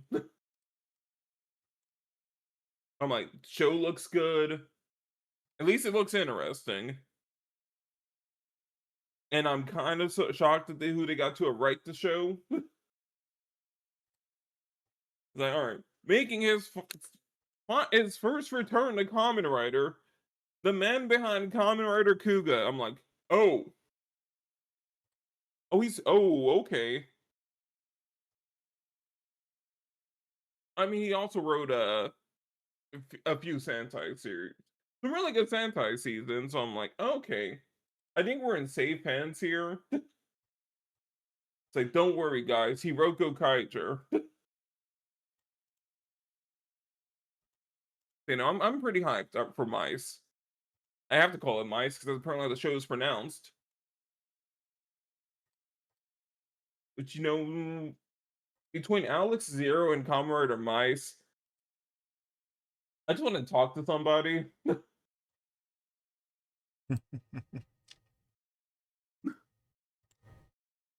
Like, it's not how these words are pronounced at all. Yes, they are. If you understand something called Look, I want you to tell me how this reads like mice. All right. see, it's something called katakana, hiragana, kanji. That means different things in the. You can't just name out. You can't just like spell out every single alphabet and be like, "Yeah, that's how it works here." That's not mice. Yeah, but if you're Japanese, it does. Whatever. You know, I'm not gonna. I can't argue this point. It's actually impossible for me to argue it. I will take an L one time. One time, he says. Anyway, uh, Gavin's over. I'm so glad because Omega Horn has been great so far with only 2 episodes. All right, chat. Keep that record. Yeah, because like 2 episodes from now, I'm like, you know what? I was wrong about Omega Horn. Holy cow, this is some complete garbage. It'll probably happen, but for now, I'm gonna be positive. It's very much Pokemon. It is live action Pokemon with giant monsters. I didn't think they would go all in, and then the main character turns his cap backwards to transform. Oh. He does the thing.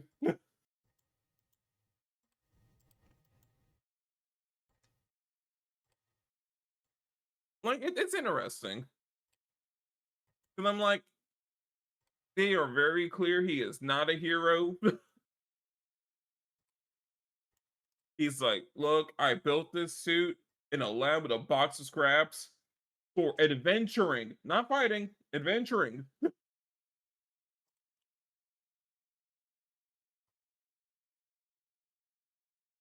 Which I'm like, uh-huh. And that's one where they say, yeah, I'm a transforming hero, but you know, I'm not the one doing most of the combat. You know, so the Pokemon battles. Yeah, it's interesting. It's like it's a very different setting from other shows. Oh, there is one funny running gag so far in these 2 episodes.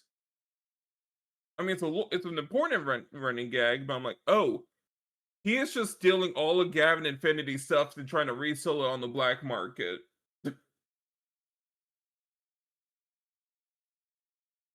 And I'm like, okay.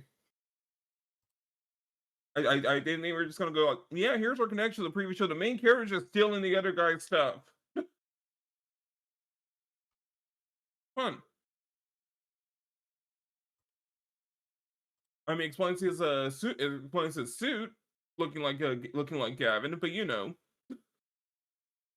I don't know, it's fun. Characters are interesting. Mostly, I mean, okay, not mostly. I don't know.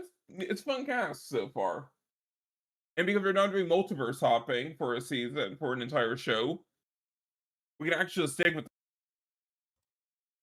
Imagine that, a show with a cast you can just follow, right? Not switching every episode.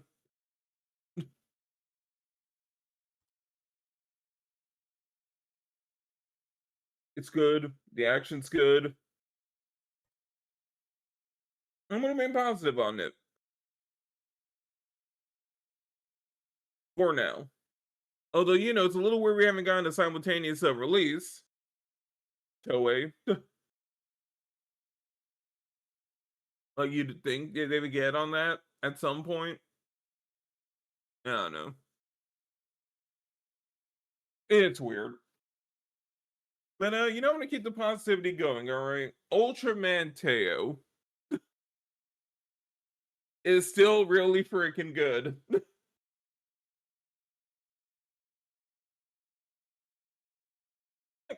Uh, I do. I'm kind of liking the 2-parter structure here, despite the 25 episode runtime. I mean, they've done a really good job just fleshing out the cast. It's alright. We have like, here's our main character, and then here's like his 5 college bros. All right, that's it. This is our main cast. They're in a college club. They hang out. We're good.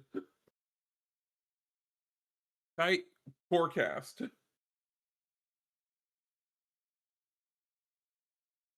And I mean, and the fights are pretty interesting, I will say, because the main character is definitely not a fighter. Man, they did not teach that guy how to throw a punch before he became the Earth. Holy cow.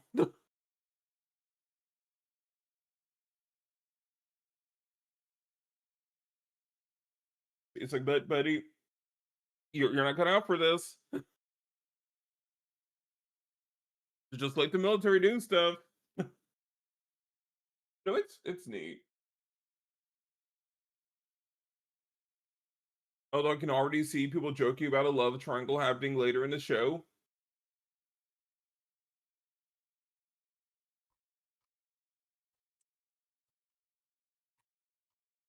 Hopefully that doesn't happen.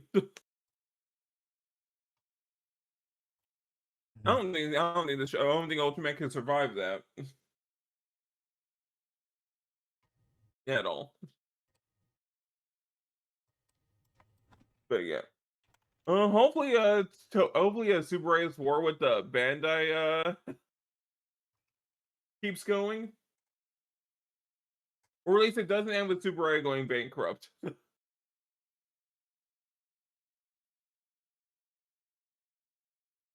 they reiterated again to the shareholders recently, guys, we are so goddamn sick of Bandai.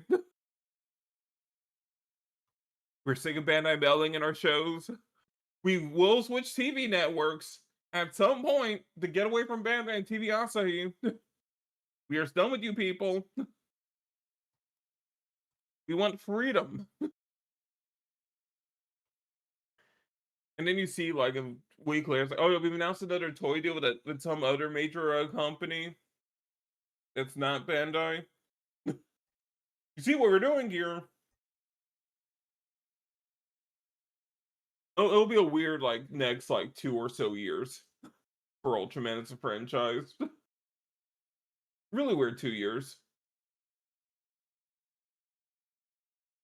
Yeah, overall, good stuff in Toku, except for Zets. Good stuff in anime. Gotcha games, good. Everything. I had a good 2 week break period. Okay. There's our positivity before I rip things apart in the news section, as always. Eh,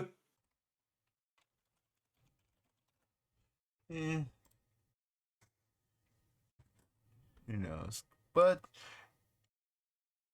things are things can be crazy.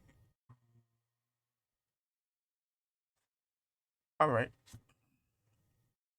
Let's take a quick break and Yeah. just make sure and we'll be right. I was just checking out some other random card game. All right. You know what we're gonna check out? Yeah, I think it's worth the segment. I was like, what is this card game that my store purchased like 2 cases of? What? Randomly. We purchased 2 cases of this game called the Azuki trading card game. Oh no. What? I'm vetoing your segment. I'm sorry. I was gonna turn it into a segment, that's what I was saying. Okay. Well, anyway. Well, you know, we're gonna check out the news. We start off with the news that happened right like after our podcast. This on cue. Yeah, like a day later. Yuki Naruto, general producer of Bang Dream, is now the new president of Bushiroad. Everything goes right. He will be officially approved on September 29th.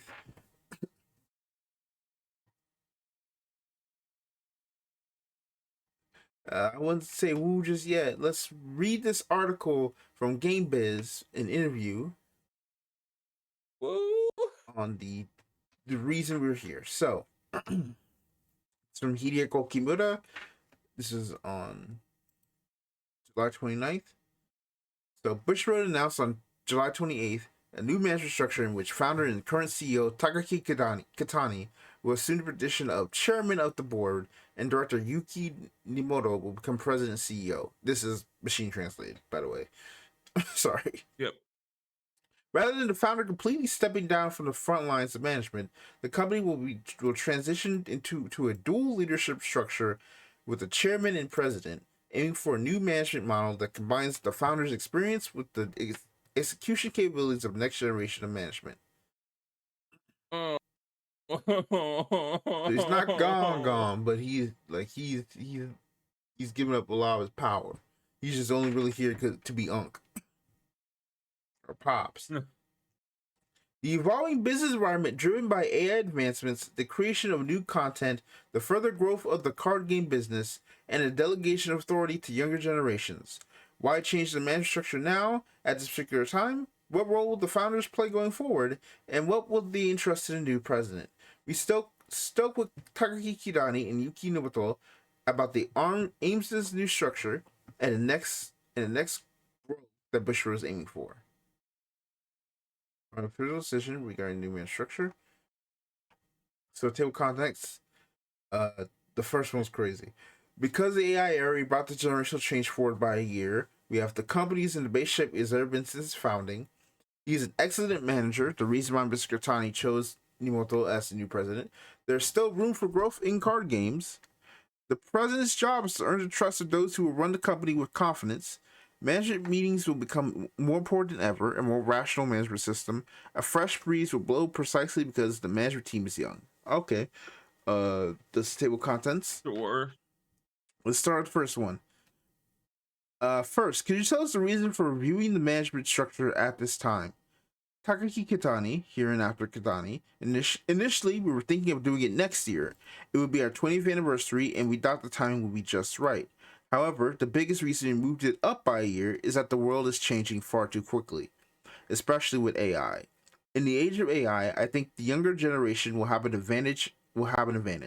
Of course, there are jobs where experience is valuable, but I feel that in the digital field, it's time for young people to take the lead. That's why we decided it would be better to move forward with the generational change a little earlier than necessary. In this day and age, I think it's best to think, is this a little too early? So that was a decision made a year earlier than planned. That's right, it's a proactive decision.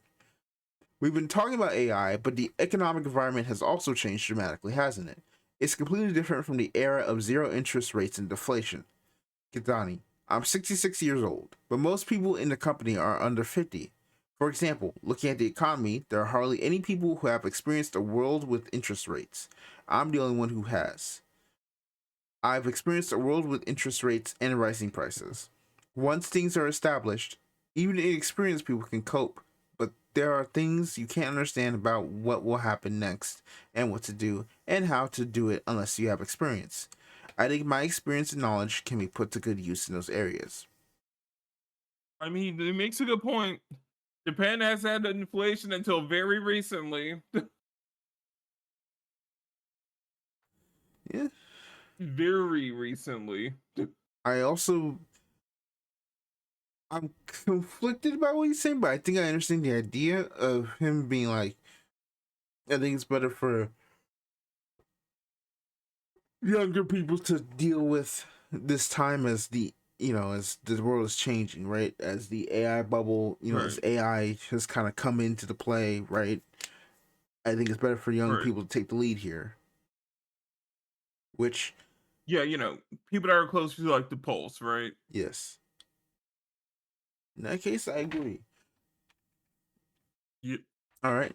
The company's in the best shape it's ever been since its founding. That's the second part. Does the company also recognize that it has entered a new phase of growth? Kadani, I agree. There's another reason why we decided to transition to a new management structure this time. It's because our younger and mid-career employees have truly grown and developed. Our company structure and management system are also in place. We have a solid revenue base, and our content development is expanding. Looking back since the company was founded, I think we're in the best position we've ever been in with everything in place. As your experience launching numerous content projects contributed to talent development, Donnie, rather than saying we raised them, they grew is a more accurate expression. It wasn't that one person raised them. I think the company environment nurtured them. The fact that we've become a company that can create such an environment is a big factor. The experience of launching new content itself also has an aspect of developing people, doesn't it? Of Katani, of course, but beyond that, reviving existing content is also incredibly educational. I believe that the experience of not only creating new things, but also revitalizing existing brands greatly contributes to the growth of our employees. How has the company changed compared to before? Kadani, we're often seen by outsiders as a one-man company, but we've become a very rational company. That applies to how we make decisions.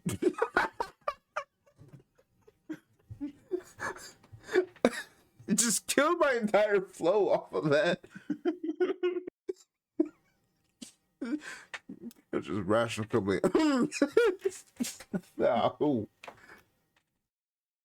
Okay, let me lock back in. That applies to how we make decisions and how we do our work, especially excuse me, especially our meetings. They're no longer just reporting sessions like they used to be, but a place for real discussion. Everyone is exchanging opinions and thinking about new strategies and products. Lively discussions become a neutral part of the process. I think we've become a really good company. Everyone is excellent. The scale of the business has grown since the company was founded. Has your own role as president, Kidani, also changed? Kidani, the business is growing, but I'm actually gradually narrowing the scope of my direct oversight. The only thing I still need to oversee is card games. It's our core business, and we Oh, have a large number of titles. Excuse me. I will continue to be involved in that. For everything else, I'm gradually delegating authority. That means our talent has grown, and the division of labor is now functioning properly within the company. I get the impression that the company has become more modernized.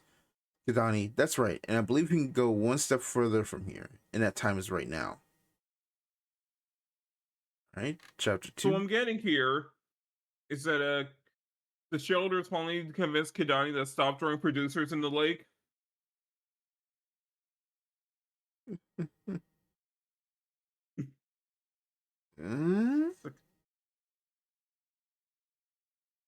As often. I mean, listen, we still don't know who the producer is, dog. The whole knack fake out thing is really like confusing because, like, what the heck are we doing? Or that I feel like that was such a weird moment where it's like, did you slip up or like was that not supposed to be public knowledge? From Who's in charge of Vanguard? from what I understand, it seems like a slip up because from knowledge I know, which I have no idea if it's official or not, like it very much it seems like he has either been the actual producer or has been in the like head heading up certain aspects of Vanguard for quite a while now.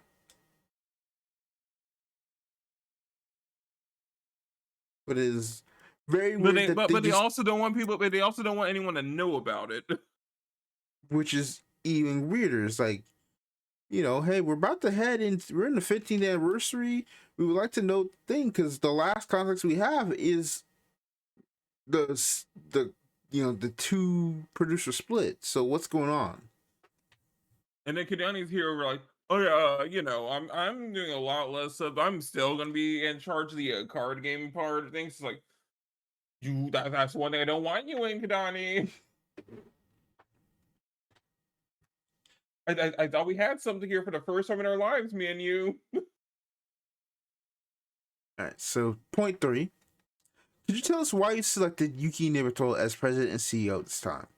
Kidani, the biggest thing about him is that he's an excellent manager. He can delegate tasks to others, and while he delegates, he keeps a close eye on the key points. This is easier said than done.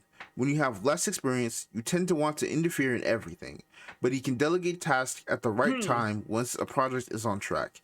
He's very good at project management, team management, and overall company management. I have high expectations for him going forward. How will your roles be divided from now on? Kidani, regarding the division of responsibilities as representative, the entertainment industry is surprisingly one where face is very important. There are, excuse me, there are also external roles. So for the time being, the new president will mainly be in charge of execution, and I will be in a role to support external activities and important decision making while overseeing the company as a whole. Our areas of responsibility have been divided to some extent for a while now. So rather than anything changing drastically, the idea is to gradually reduce my responsibilities and expand the areas of responsibility for the new president and vice president. Eventually, I will step down as representative. Woo! Eventual woo. Okay. Anything else to add to this? I mean, look, you know, we both know Kidani's was a pretty hands-on president. Yes.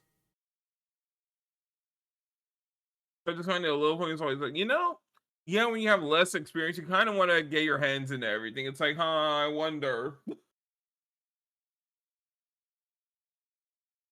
Mm. It's like, yeah, those other CEOs have these issues, right?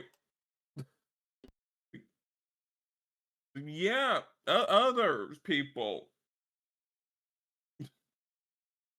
Whatever. I mean, hopefully, things work out. All right, next point. Card games still have a lot of potential for growth. After becoming chairman, which area will you focus on the most? Gidani. At the operational level, it's the card game business. In terms of the overall work, roughly 60% is card games, 20% is new content, and the remaining 20% is other. I think there's still a lot of room to grow in the card game business. In fact, looking back over the past few years, starting about 10 years ago, I regret that we should have put more effort into card games. The smartphone game market grew rapidly, and Bang Dream was more successful than expected, which naturally led us to focus on digital businesses. Of course, I don't think that was wrong. However, considering the strength of the analog market, I think there are areas where we could have focused more. That's why, going forward, I want to further develop card games into a world-class business. On the other hand, I hear you will continue to evolve in new content as well. For the time being, I want to be involved only in the initial launch of new content. What should we create from scratch? Where should we start? That's the hardest part. Once it's somewhat on track, I can leave it to others. But that initial stage is different. Is this something that only a founder can handle? I agree. To put it bluntly, without fear of being misunderstood, new content starts with telling a tall tale. Of course, that doesn't mean lying. It's about creating a grand vision of what the world will be like, or what the future holds, and getting people excited. Even back when we only had 4 employees, I was saying, I'm going to become the world's best at card games. If you heard that, you probably think, is this guy serious? Laughs. But it's the same with new Oh no, content. the fan fiction's real. God. At first, nobody believes you, but you need someone who keeps a vision of the future. So you leave it to the team after that. Kadani. That's right. For example, I was one who launched Bang Dream.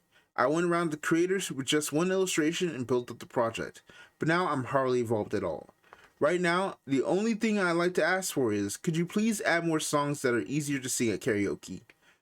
There are just too many difficult songs. It's the same with card games. Before you know it, you become a fanatic. The people who create them tend to become fanatics themselves. So as entertainment, you always need to be conscious of broadening the appeal. Right now, that's about all I can say. I'm just enjoying it as a fan. I've heard that Mr. Moto took the lead in the direction of music after My Go and Ave Musica. Yes, My Go and Ave Musica were not entirely from scratch, but they were products that were nurtured from the beginning. Nemoto is the only one in the company who has achieved something like that, so I expect that he himself will one day be able to create new content from scratch.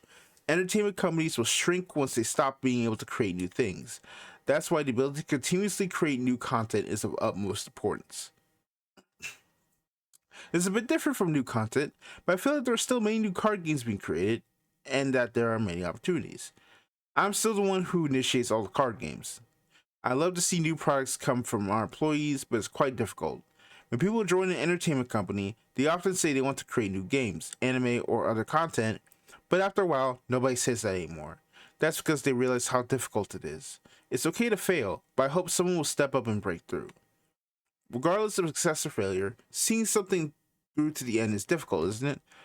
Kadani, creating new content is like starting a new company, so it's quite difficult. That's why I'm happy that the publishing division has grown.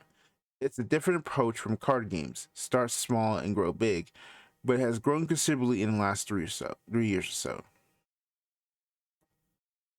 All right, thoughts on this segment? All right. Well, one, the Akeda Old Man Yori fanfiction, it actually happened. I hate it. 2, like, no, like I really am interested in like how involved he is with Vanguard from like the way he's been talking about. Like, yeah, I'm in at the start, but afterwards I'm a little bit more hands off. It's like, okay, like where are you in like the chain, right? It's kind of what I want to know, right? And kind of like it was like, in retrospect, maybe we could have put more effort into growing Vanguard 10 years ago. It's like, I mean, all our the card games. It's like, huh, yeah, like I don't know. This interview feels like Kidani just being like, in retrospect.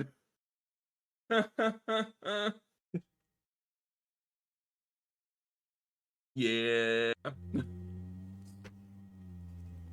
Like, like, I just want to know what the process, like the organizational structure is at Bushiroad right now, especially like the card game divisions, right? Also, it's one of those areas where it's like, yeah, so we sat down with the current president and his replacement, but we're only going to interview like one of them. I mean, I know Nemo's probably going to be speaking a lot more later, but it's a little like,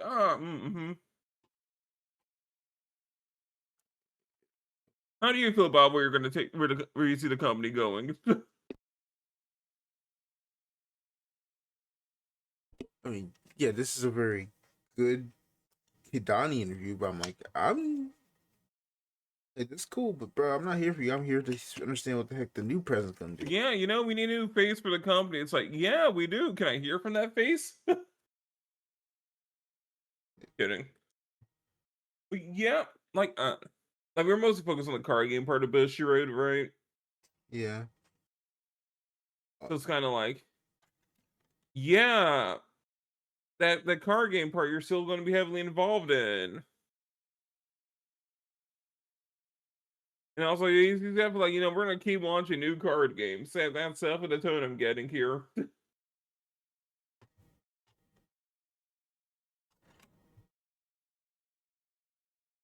Even though he canceled like two of them. Oh boy. I mean, I feel like that was just gonna happen eventually, but Yeah. there's a definitely discussion out there.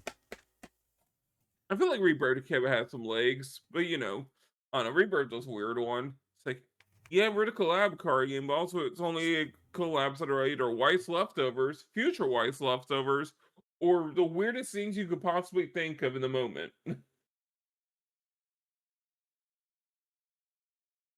So I mean, I kind of get it, right? Well, I had no chance. Dang. Am I wrong? I mean, you're right, but dang. Like, you're right, but you shouldn't say it. Like, I feel like Rose has a bigger reason that justifies its own existence, right? Or what I would say for the Brown Dust 2 set, but Never mind, Rose can also die, I guess. I don't know anymore.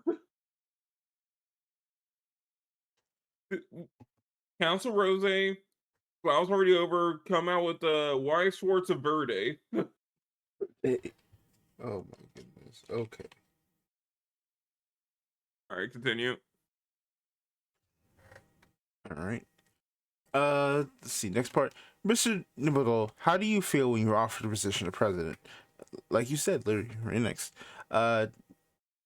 Yuki Naruto, hereafter Naruto.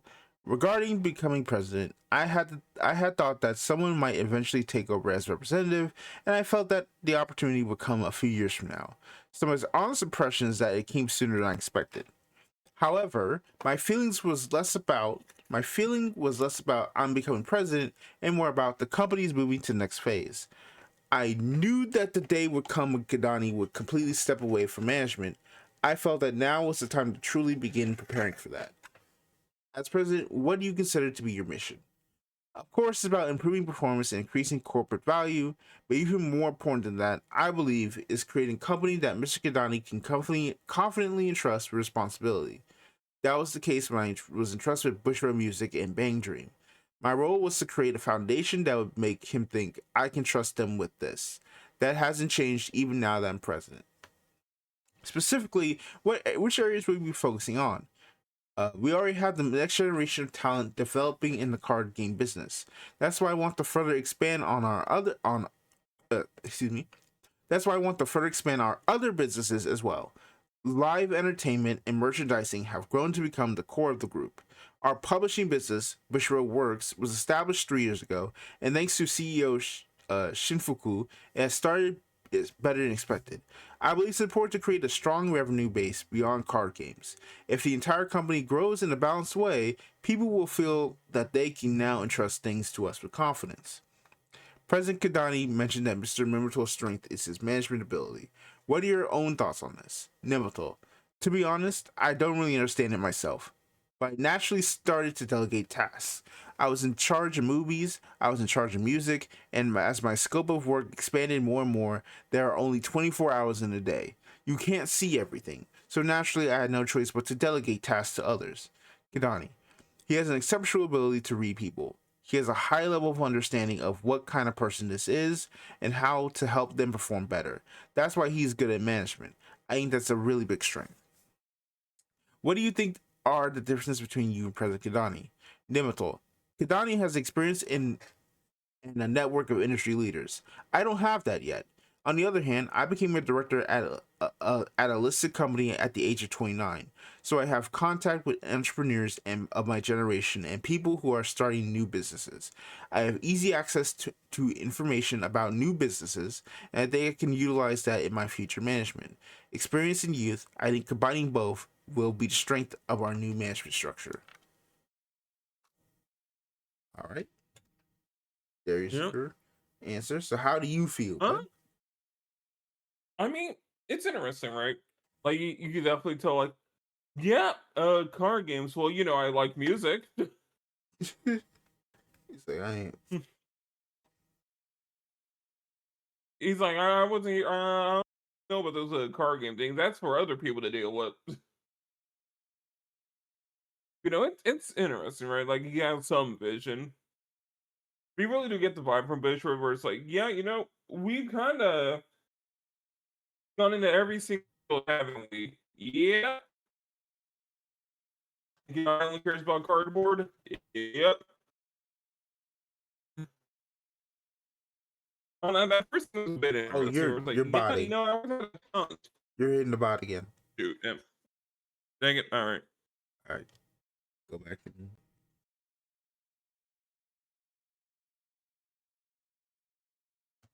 Fix. Uh, Shoot, no.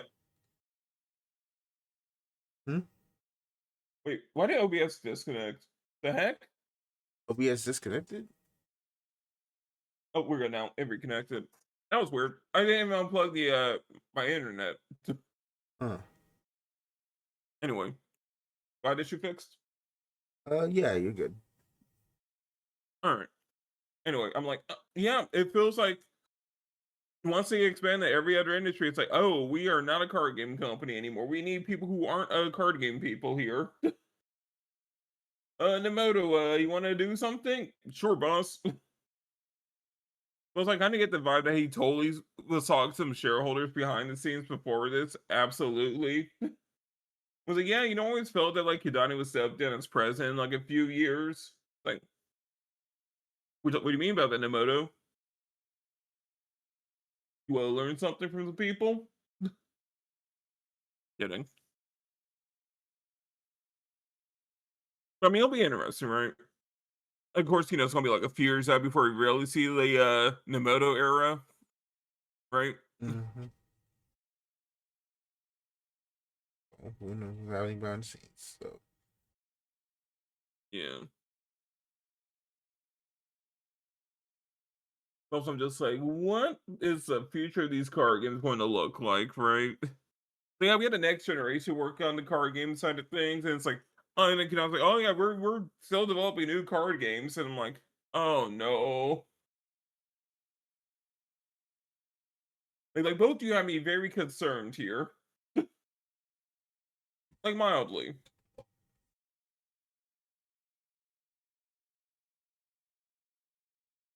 I think that's kind of it. okay. So for your thing, next statement: management meetings will become more important than ever towards a more rational management system. Will the decision-making process also change in the new system? Kidani: rather than a major change, the role of management meetings will become even more important than before. We currently hold management meetings twice a week, but we will be using those meetings to discuss and drive the company forward even more than before. While there are times when I make the final decision, I always make sure to hear everyone's opinions first. Conversely, sometimes proposals come from the field, and we discuss them in management meetings. With this new structure, I believe we will move even further away from a management style where the founder single-handedly leads the company, and instead where the entire management team makes decisions. On the other hand, will there still be roles that only a founder can play? Kadani, absolutely. For example, we're currently focusing on the Indian market. I go there, look at the shops, attend events, tour the factories, and get a feel for the entire market. Sometimes it's faster for the founder to do that kind of work. My presence makes it easier to gather local partners, and I can collect a lot of information in a short period of time. This is something like an intuition that only a founder can have. I want to continue to be the one to explore the direction the company needs to take. What is the most important thing you're focusing on in your future growth strategy? Gidani, it's definitely card games. We want to double or triple our current numbers. We already have one of the world's largest number of operating titles, but we want to become number one in the world in terms of player numbers and sales. Once we have a solid revenue base there, we will cultivate new content. These two wheels will support Bushiroad going forward. Well, I can't wait for Carpet Vanguard India to be announced in like 6 months. I don't know if that was a weird translation or what, but that is very interesting. I don't know. I doubt that's a translation thing. I think we are just getting Bushiroad India. Which I can't think of any other card game that's directly I've heard of recently. That's like, yeah, we're gonna have India support India soon officially. Like, okay, Yeah, I mean, there's nothing wrong with that. I mean that's definitely going to boost those card game numbers he's talking about.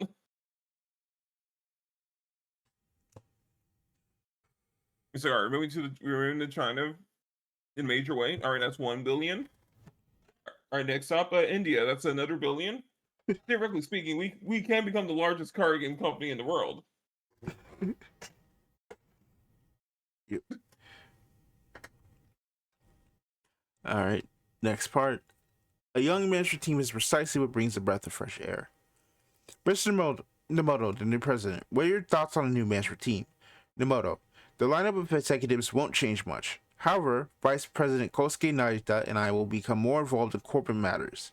New executive officers will also be joining us. The overall age of the management team will be younger, and I hope that the atmosphere in management meetings will become more conducive to freely expressing opinions.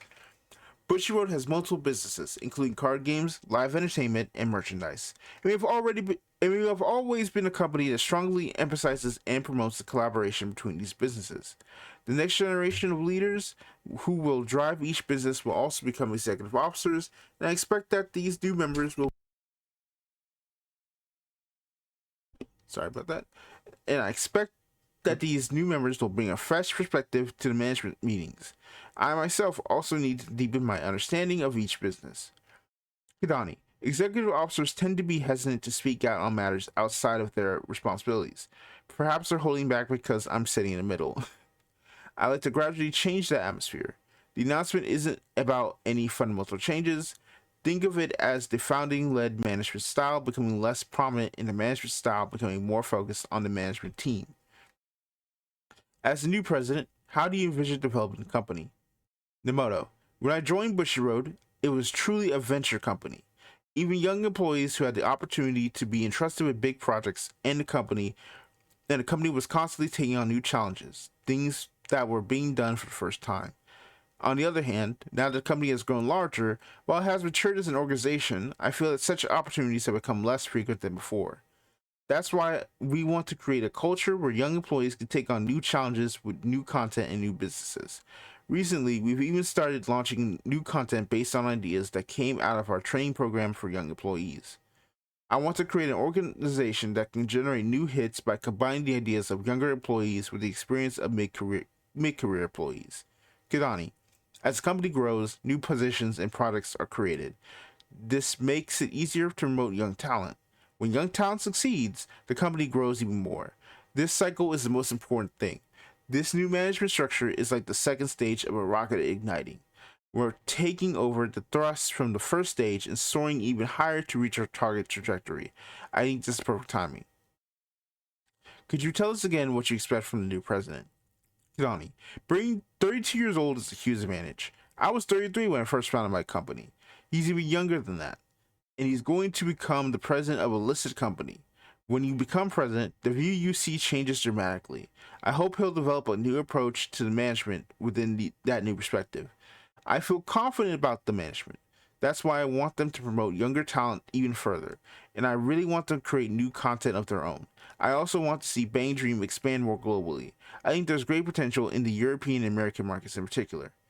Mr. Namoto, do you have yourself any thoughts about new content? Namoto, of course. Right now, our top priority is to further develop Bang Dream, but at some point, we'll have to pass on that role to the next generation. I myself want to become more flexible and create new works. I have several ideas for new content and have been talking with creators.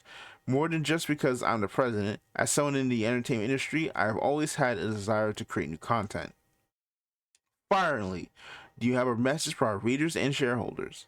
Namoto, fiscal year 2027 will be a crucial year in which the results of the preparations we've been making over the past few years will begin to show to the world. It will also be a year in which the success of these efforts will determine whether Bushiroad can move on to the next stage of growth. Furthermore, it will be a year in which a new phase begins under a new management structure. Please look forward to Bushiroad's future growth. That is it. So, Bushiroad's entering back into its tech bro era.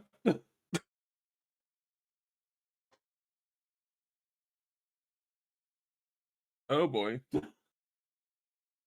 I'm like, this whole, I was doing a pretty good job as the head honcho, but it's time for me to become the old boss of the Yakuza and just leave my younger ward to run the clan.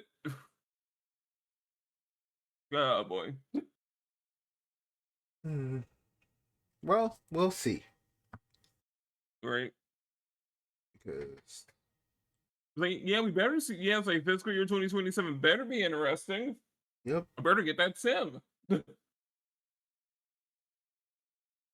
Better get that sim.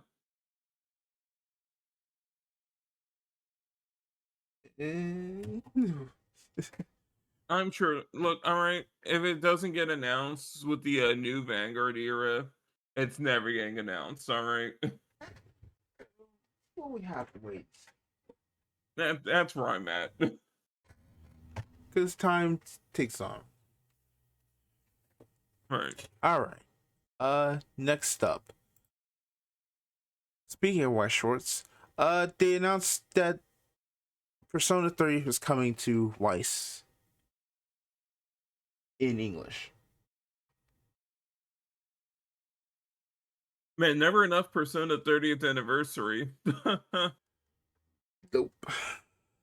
All right, next up. Yeah, Kaiju number 8's here. I guess we type that in the notes normally.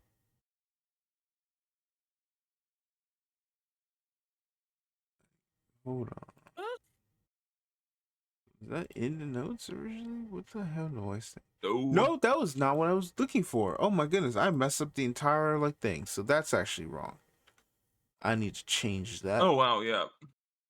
Anyway, Kaiju number 8 and Wise. Woo. Kaiju number 8 is cool. Let me. I'm kidding. It's an industry plan, so I do not care. This is what I was. This was what I was talking about. You. There is a. They're doing the booster pack for New Japan versus AEW, which is kind of crazy. I'm like, wait, that's actually coming out? I'm gonna miss you, Rebirth, for you. It is so weird seeing White Schwartz next to the Upper Deck logo. Holy cow! It really is. Like, I don't think I'm supposed to be there. That feels weird. Yeah. Well, this is also another thing with the Bushiroad English conference that happened yesterday. There wasn't a lot of like news outside of like tournament updates, but next thing, a reminder: 2027. We'll be working towards a simultaneous worldwide release schedule for Carbon Vanguard products. Basic reminder. I mean, it's good news. Yep. Still good Again. news. Yep, unless you're a store owner that's probably panicking right now. But, I don't care about you. This is good news. Okay, bro. Next up, Shadowverse Ball also announced May 2027 will be their attempt for a simultaneous release, just in time for both the Bushiroad Championship Series Finals and World Masters 2027. So they plan to have Yeah, simul release by Worlds. I wonder if a kid is just like emailing kid on like, hey, I saw you guys were doing simultaneous releases. Like, I wanted back then. You guys just want to like hire me back? I can kill Gate Roller for you. Leave me alone. Also, I'm not the president. We had something, Hidani. We had a vision. I wear glasses. I can't see this. All right. Next up, Riftbound is changing their organized play for 2027. First off, they're adding the new Nexus Cup program, a new monthly tournament at local game stores. We are retiring Summoner Skirmish and introducing the Riftbound Challenger Series to act as the first rung of our competitive ladder. Regional qualifiers are becoming Riftbound Regionals, with more of them spread around the world and throughout the year. Regional championships are becoming Riftbound Continentals, which will be our cornerstone event each set. And apparently, people had more questions because.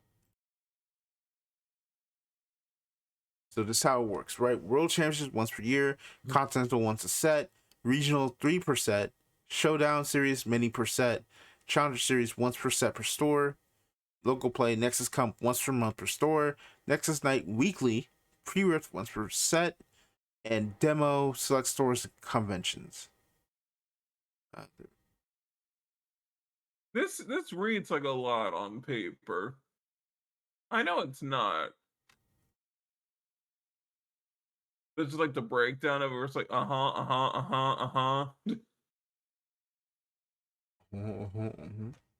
Yeah, I was a Nexus Cup first place competitor. It's like, man, that sounds really cool.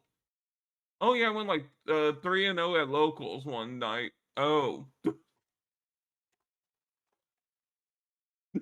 never mind.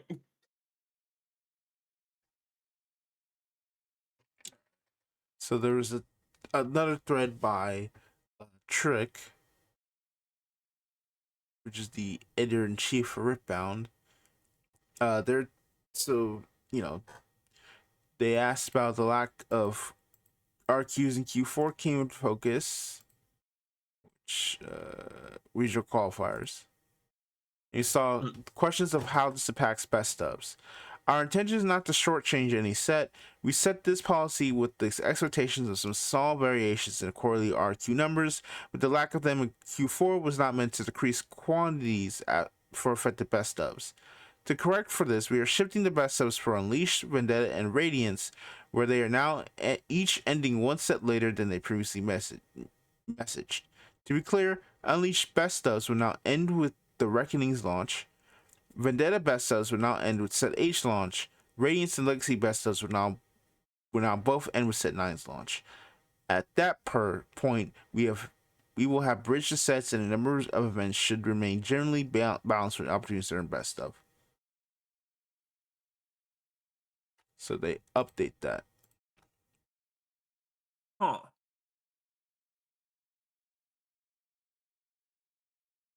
I don't know. I mean, it's probably a good way to solve things. Yeah, probably.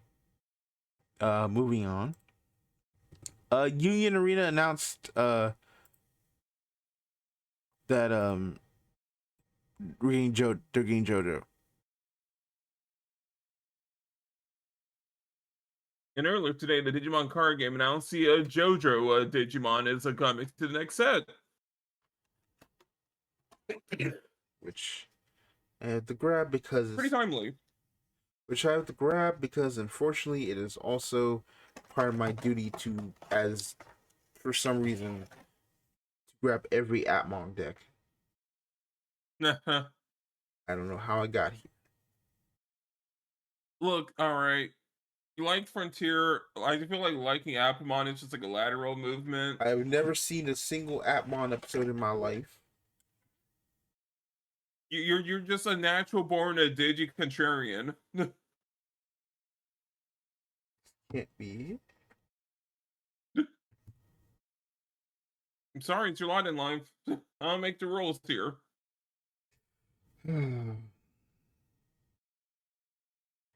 Hey, at least you don't own a wrestler, Dramon. Anyway, that's pretty much the big arenas. Grand Archive. Starting with the upcoming Asphodel Paradise season, we are introducing the seasonal ban list, a system designed to allow us to refresh the metagame and allow new strategies to develop from season to season without implementing permanent bans. Oh. Which we have this. Key features of the seasonal ban list include temporary by design. Cards placed on a seasonal ban list are banned for example one competitive season from one main set release until the next, after which they are automatically unbanned. No consecutive seasonal bans.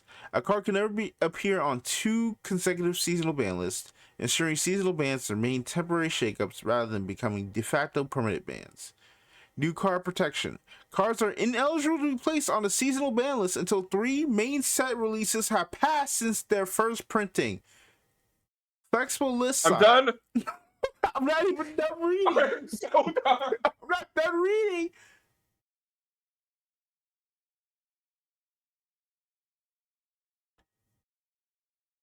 Can you?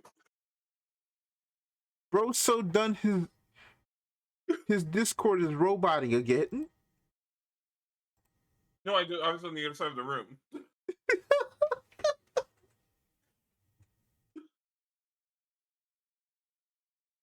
I have to put my flag away. I'm sorry. All right.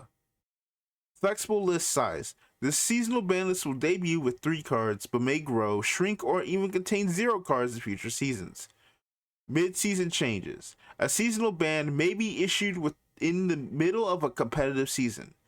If this occurs, the card will remain banned only until the conclusion of that season. Oh my god.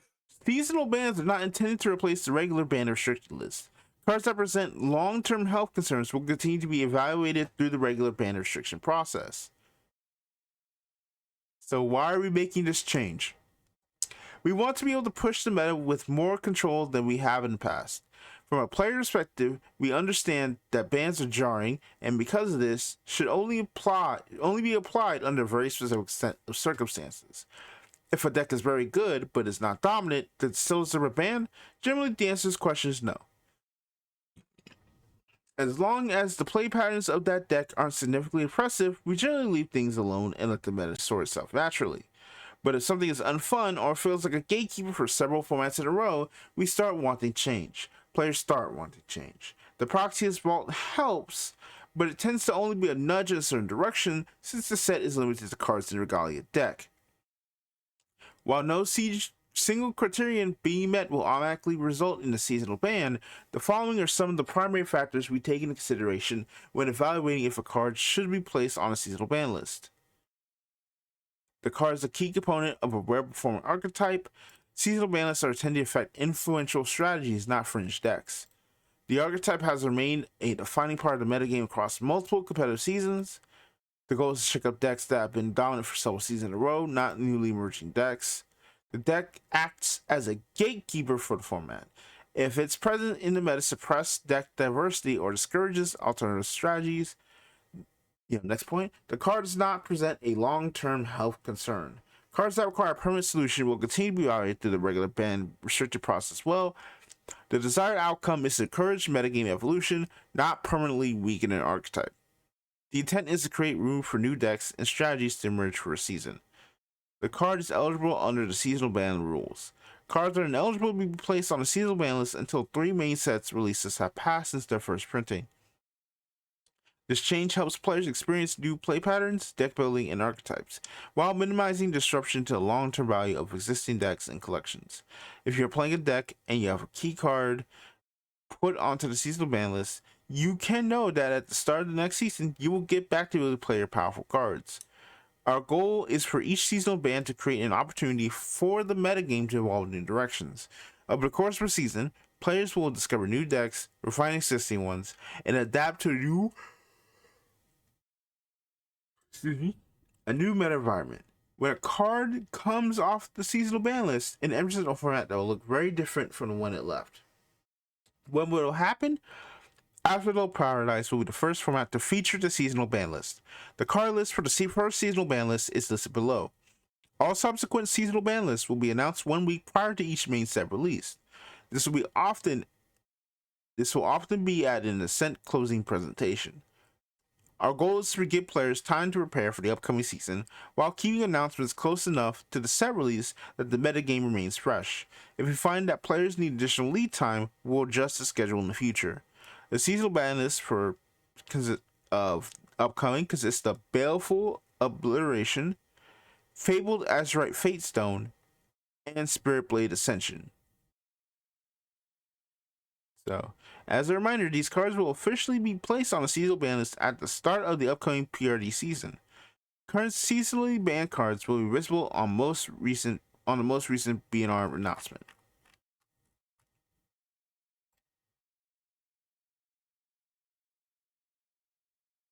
All right. Guess you're waiting for me to say something on this.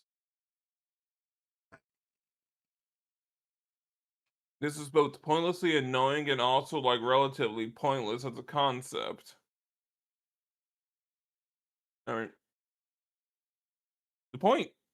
Oh, abandoned restricted list. The point of one. And there is one in this game. They made very clear of that. I'm aware. I know. It's the idea that problems happened, right? Mm-hmm. We made a mistake somewhere in the design process. I mean, to like rectify things. That's the core idea on paper of like banning cards, right? Mm-hmm. Generally speaking, correct? Yes. So what we have here, with the single ban list, is them going, well, we just need like an arbitrary shakeup to the metagame that we are now putting our finger on the pulse of, even more so, and then going, we're just gonna put these cards in baby jail for like a few months, and then you're free to go. Like, cool. You've taken 3 cards out of the metagame.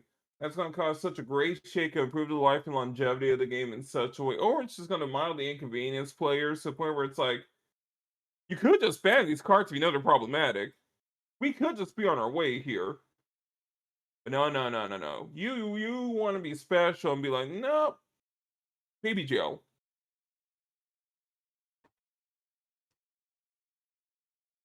Like, I'm almost like, man, Genesis format looks so much nicer after reading this entire article. That's similar, right? In form to like a seasonal ban list or whatever. All right. Mm-hmm. But things change every season. But that's actually like format changing, right? And I'm like, here's 3 Tiddlywink cards. Whatever. Like, I don't know how I feel about this. It's pointless. It just feels like you want to be special, okay? Really, here's what you want to do, all right? If you want to just do like pick 3 kind of deal, right? Does Grand Archive have a sideboard? Yes, I think. Cool. All right. So here's what you do. All right. Here's my grand solution to all of this. All right. And you're gonna, and as a league player, you're gonna understand what I'm gonna say. Okay. Okay.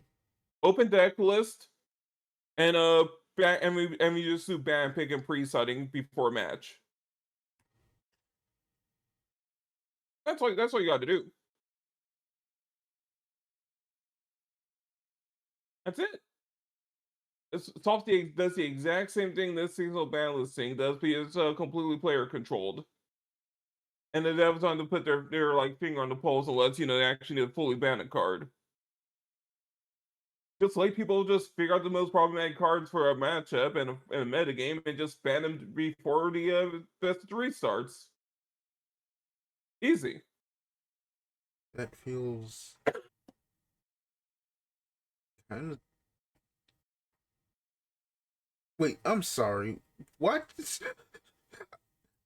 I'm not really what you said. I'm just like, what?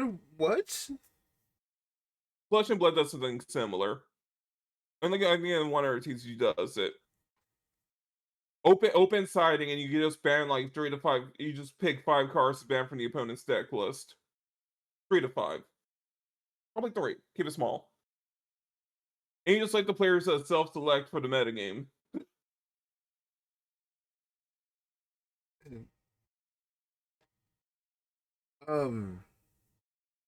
Huh.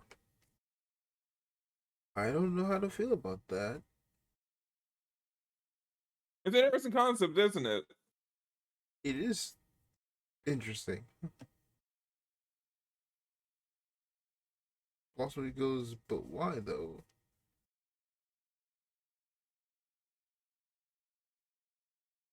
Because, I mean, the why is simple. The why means you gotta do something like this. That's the immediate first why. And it lets the metagame like self-control for itself outside of like apocalypse, situations that require like a hard banning. I just think the seasonal ban list is silly on the forefront. And like they're like, we're not picking any cards that are from the last 3 sets. Which I'm like, I get it. You want to protect the secondary market value of these cards. But also, like, well, you Which, don't want to. which is kind of crazy because it's like, power okay, creep. but like, what if the actual ban list hits these cards? Hits those cards. It's like it kind of makes that like thing kind of a moot point, right? Right. Like a lot of this is a bunch of moot points. You also have a regular ban list. So if you know the problem cards that probably going to be a ban, just ban them. Yeah, this is kind of like right. It is generally like this is a no from me, dog. Like the more it's like broke down, she's like, "What are we doing?" Like, I can't wait for a Baleful Oblivion to come back to a meta status like one set after. yeah. And you already said, oh, we promised we wouldn't put things back on the seasonal ban list at 2 sets in a row, so enjoy. Bro, but you can just ban it, right? Yeah, you're right. So yeah. We could also ban it like right now. You can. Are you? Seasonal. But you said you can't put on seasonal.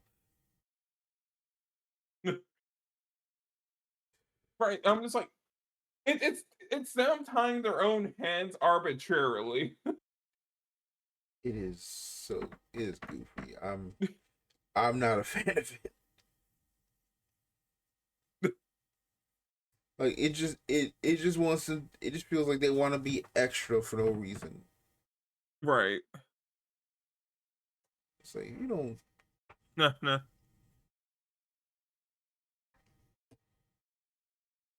You don't get your behinds to bouncing this game. Yeah. You just doing things, dog. right.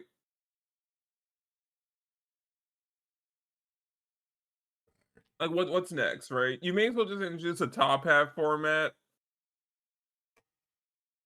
A new tournament series where the winner gets a free decorative top hat. That's the same amount of impact that's the seasonal ban list, okay? It's just.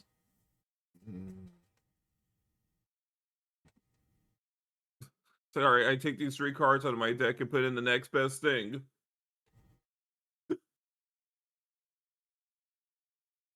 Cool. Yeah. Alright. What's next in the... All right. Next up, they announced that the pre-order deadline for the Merlin figure has adjusted to now close slightly earlier on the 12th. That's a nice figure. It doesn't change how I feel about the seasonal ban list.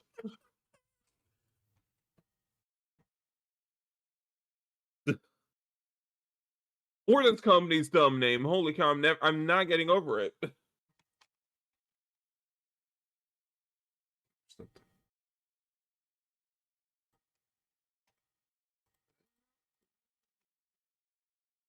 Hello? That is crazy. I unlocked it. Like, it works for, I don't know, like, I get it when the game was first came, I was like, haha, we're a small indie company, please get our joke, like, clap.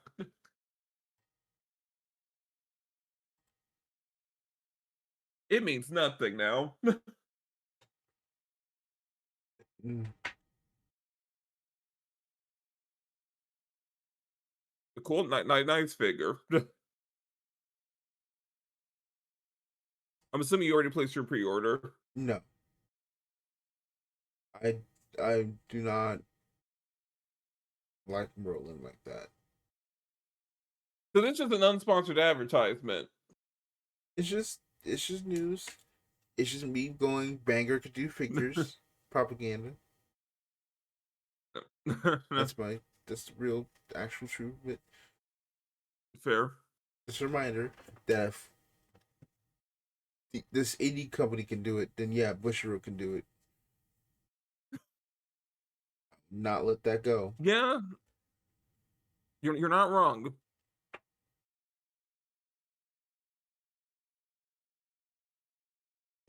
So, moving on. Secret Lair Commander deck Hatsune Miku. The worst kept secret in MTG is finally Right. releasing with details. Known around the world, the Secret Lair Commander deck Hatsune Miku. This ready-to-play commander deck brings together music, community, bright new artwork, and a green-white strategy that knows exactly what it wants to do. Play creatures, gain life, and keep building until the table has no choice but to deal with it. And it all comes to Secret Lair August 10th. For this release, Secret Lair is introducing a 24-hour window to help more fans get the deck. Orders placed between Monday, August 10th, 2026 at 9 a.m. PT and Tuesday, August 11th, 2026, 8:59 a.m. PT will be fulfilled. A limited quantity will be available to ship right away, while additional orders placed during the window are expected to ship in May 2027 in North America and June 2027 in the EU and the UK. Here's more info on that change in this aside from the new head of Secret Lair. So apparently also just Secret Lair has a new head. Okay. So Secret Lair has a traditional experimentation, so we're trying something kind of new here that harkens back to the early days of Secret Lair to meet demand where we think it will be highest on fully playable products. This sales experiment, and yes, direct response to Goblin Storm, with introducing a 24-hour limited order window on products meant to be playable out of the box. So this could include things like commander decks, especially products like the Secret Lair Danda deck, or anything else wild we think of down the line that may have a unique combination of high demand and out of the box playability. If it goes well, we may create a new storefront, kind of like the Chaos Vault, for these types of sales. If we see issues, we may go back to the drawing board. We'll see how it goes and check in soon. Yep. And here's the deck Oh, list. that's a good idea. Deck list with alt arts and reprints of cards that people see. They have 2 commander cards, which is the Song of the People and Miku the Complete Performer. One's a Dryad, one's a Phyrexian. Like, I'm glad, you know, it's cool. You know, I like the artwork. It's cool we're getting a Miku deck. It's pouring gas in for the commander choice, but you know what? That's fine. It's just Naya like Stompy. Okay.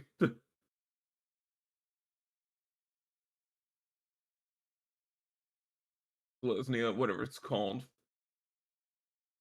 I can feel you falling asleep. I mean, yes, but also I'm just like it's hard for me to like say anything about this Miku deck, and I'm like,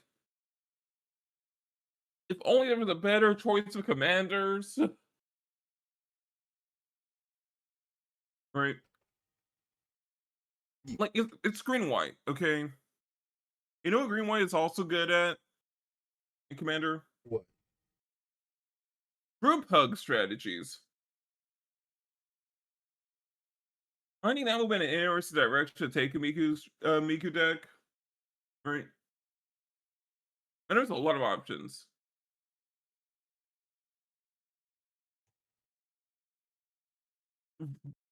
No, no. Like the choices are a little boring to me. That's it. Okay. Now I will probably get this because I want this actually sees that print to demand actually becomes a real thing again. Fair. We'll be cutting it tight in the budget for it, but How much is it going to be? 150. I'm good. It's like you putting out. Man said literally could be for good cause. I will not do that to play green white. You can't make me. Yep, no, I have standards here when it comes to my commanders. Man said, yeah, standards. Customers commanders, please. Look, all right. The only commander sin I've committed so far is playing Atraxa and MTG Arena.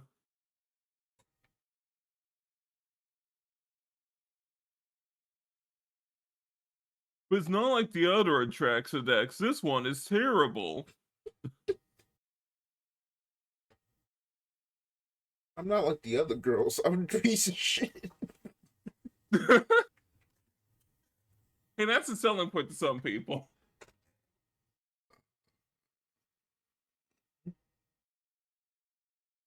You're talking to a Flay Alistair fan, but I'm aware.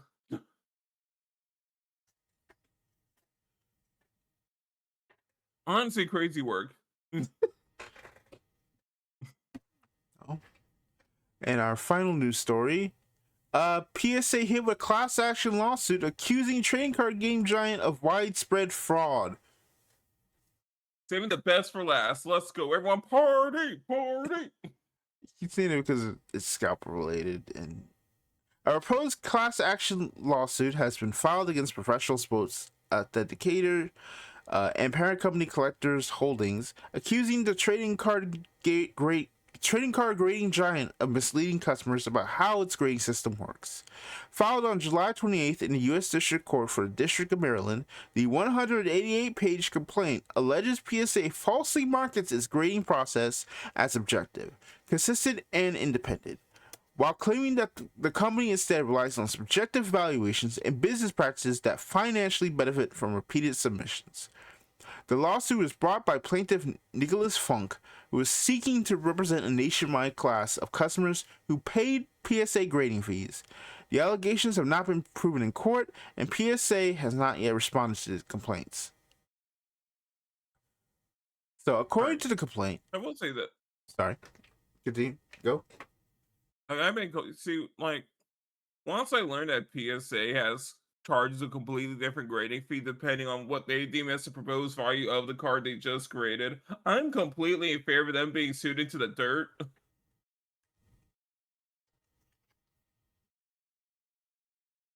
Because I'm like, what do you mean? You have an arbitrary like, oh yeah, this would be a $5,000 card if you were to sell it. So our fee's $1,000.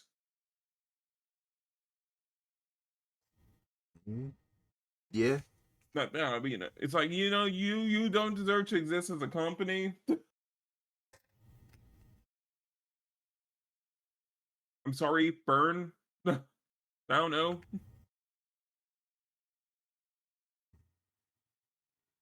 Continue. Okay. According to the complaint, PSA built its reputation by promising collectors that its grades are based on standardized expert evaluations.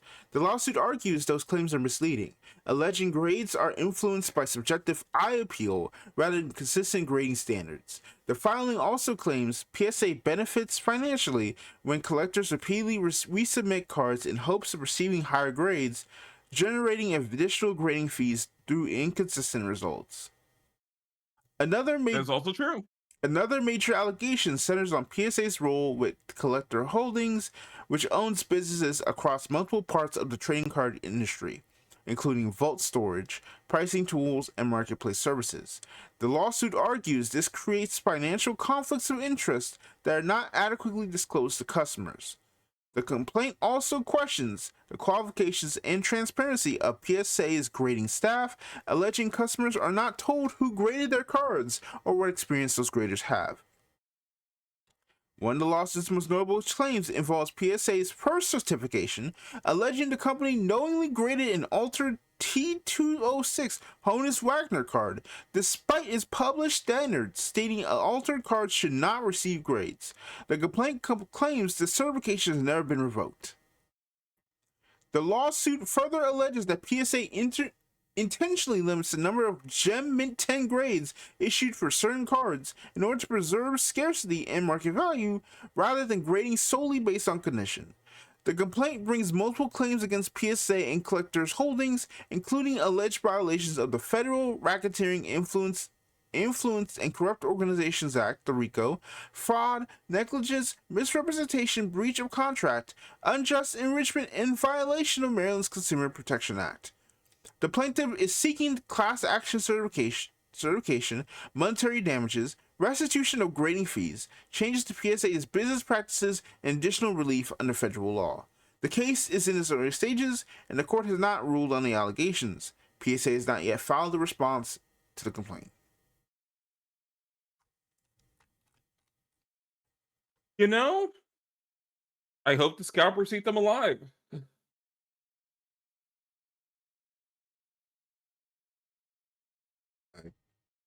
Like, there's so many issues with how their entire model works, right? I mean, the lawsuit's right? The one, resubmitting's interesting because you resubmit, then it gets a higher grade. And it's like, oh, sorry, we have to charge you a higher fee now because it's a higher graded card and now worth more. It's like, not that you just milk someone for more money.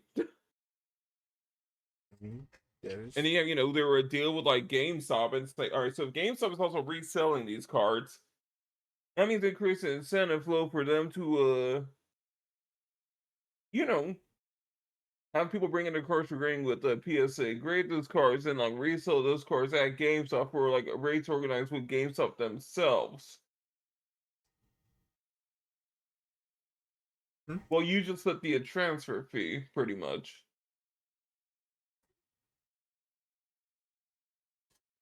Like there is a lot wrong with like how PSA operates, where it's like, not anymore.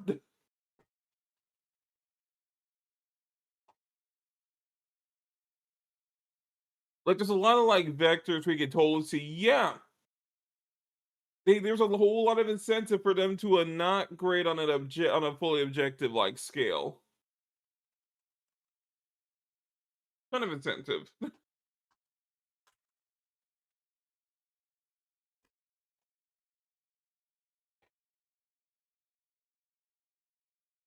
Putting together entire like eBay operation where like people just sell their cards to PSA to resell on eBay.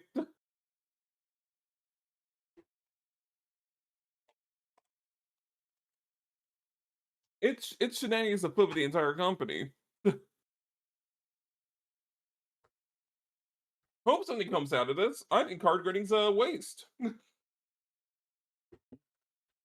kind of have to reason with the industry's where it's at right now.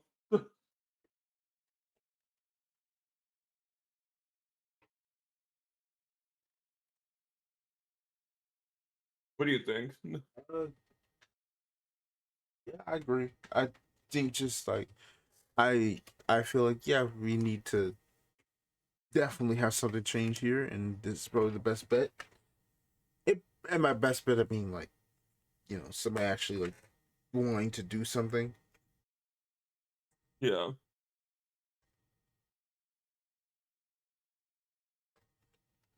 So I mean, there's not much I really say. I'm just like, something comes out of it that changes things, then great. Yeah.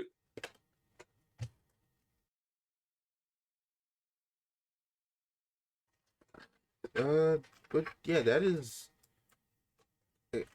I mean, I think about it, I'm like, I just find it really, really funny that, you know, now we're suing for all this. I'm like, okay, cool. Like, versus. I mean, my opinion is that, like, I feel like uh, we need regulation. We pretty much start to need to have regulation on everything, basically, now. Hence my. Oh yeah, I'm looking. Okay, so they do have it on their website the upcharge policy. Okay. Yeah, if your card is worth more than a certain value, our fee for grading the card will go up to a higher tier, and you also have to pay the admin fee, a small admin fee on top of it. Like, uh-huh. Meanwhile, mind you, there's a small value for bulk, right? Like bulk has a smaller fee, grading your bulk cards compared to one really good card. So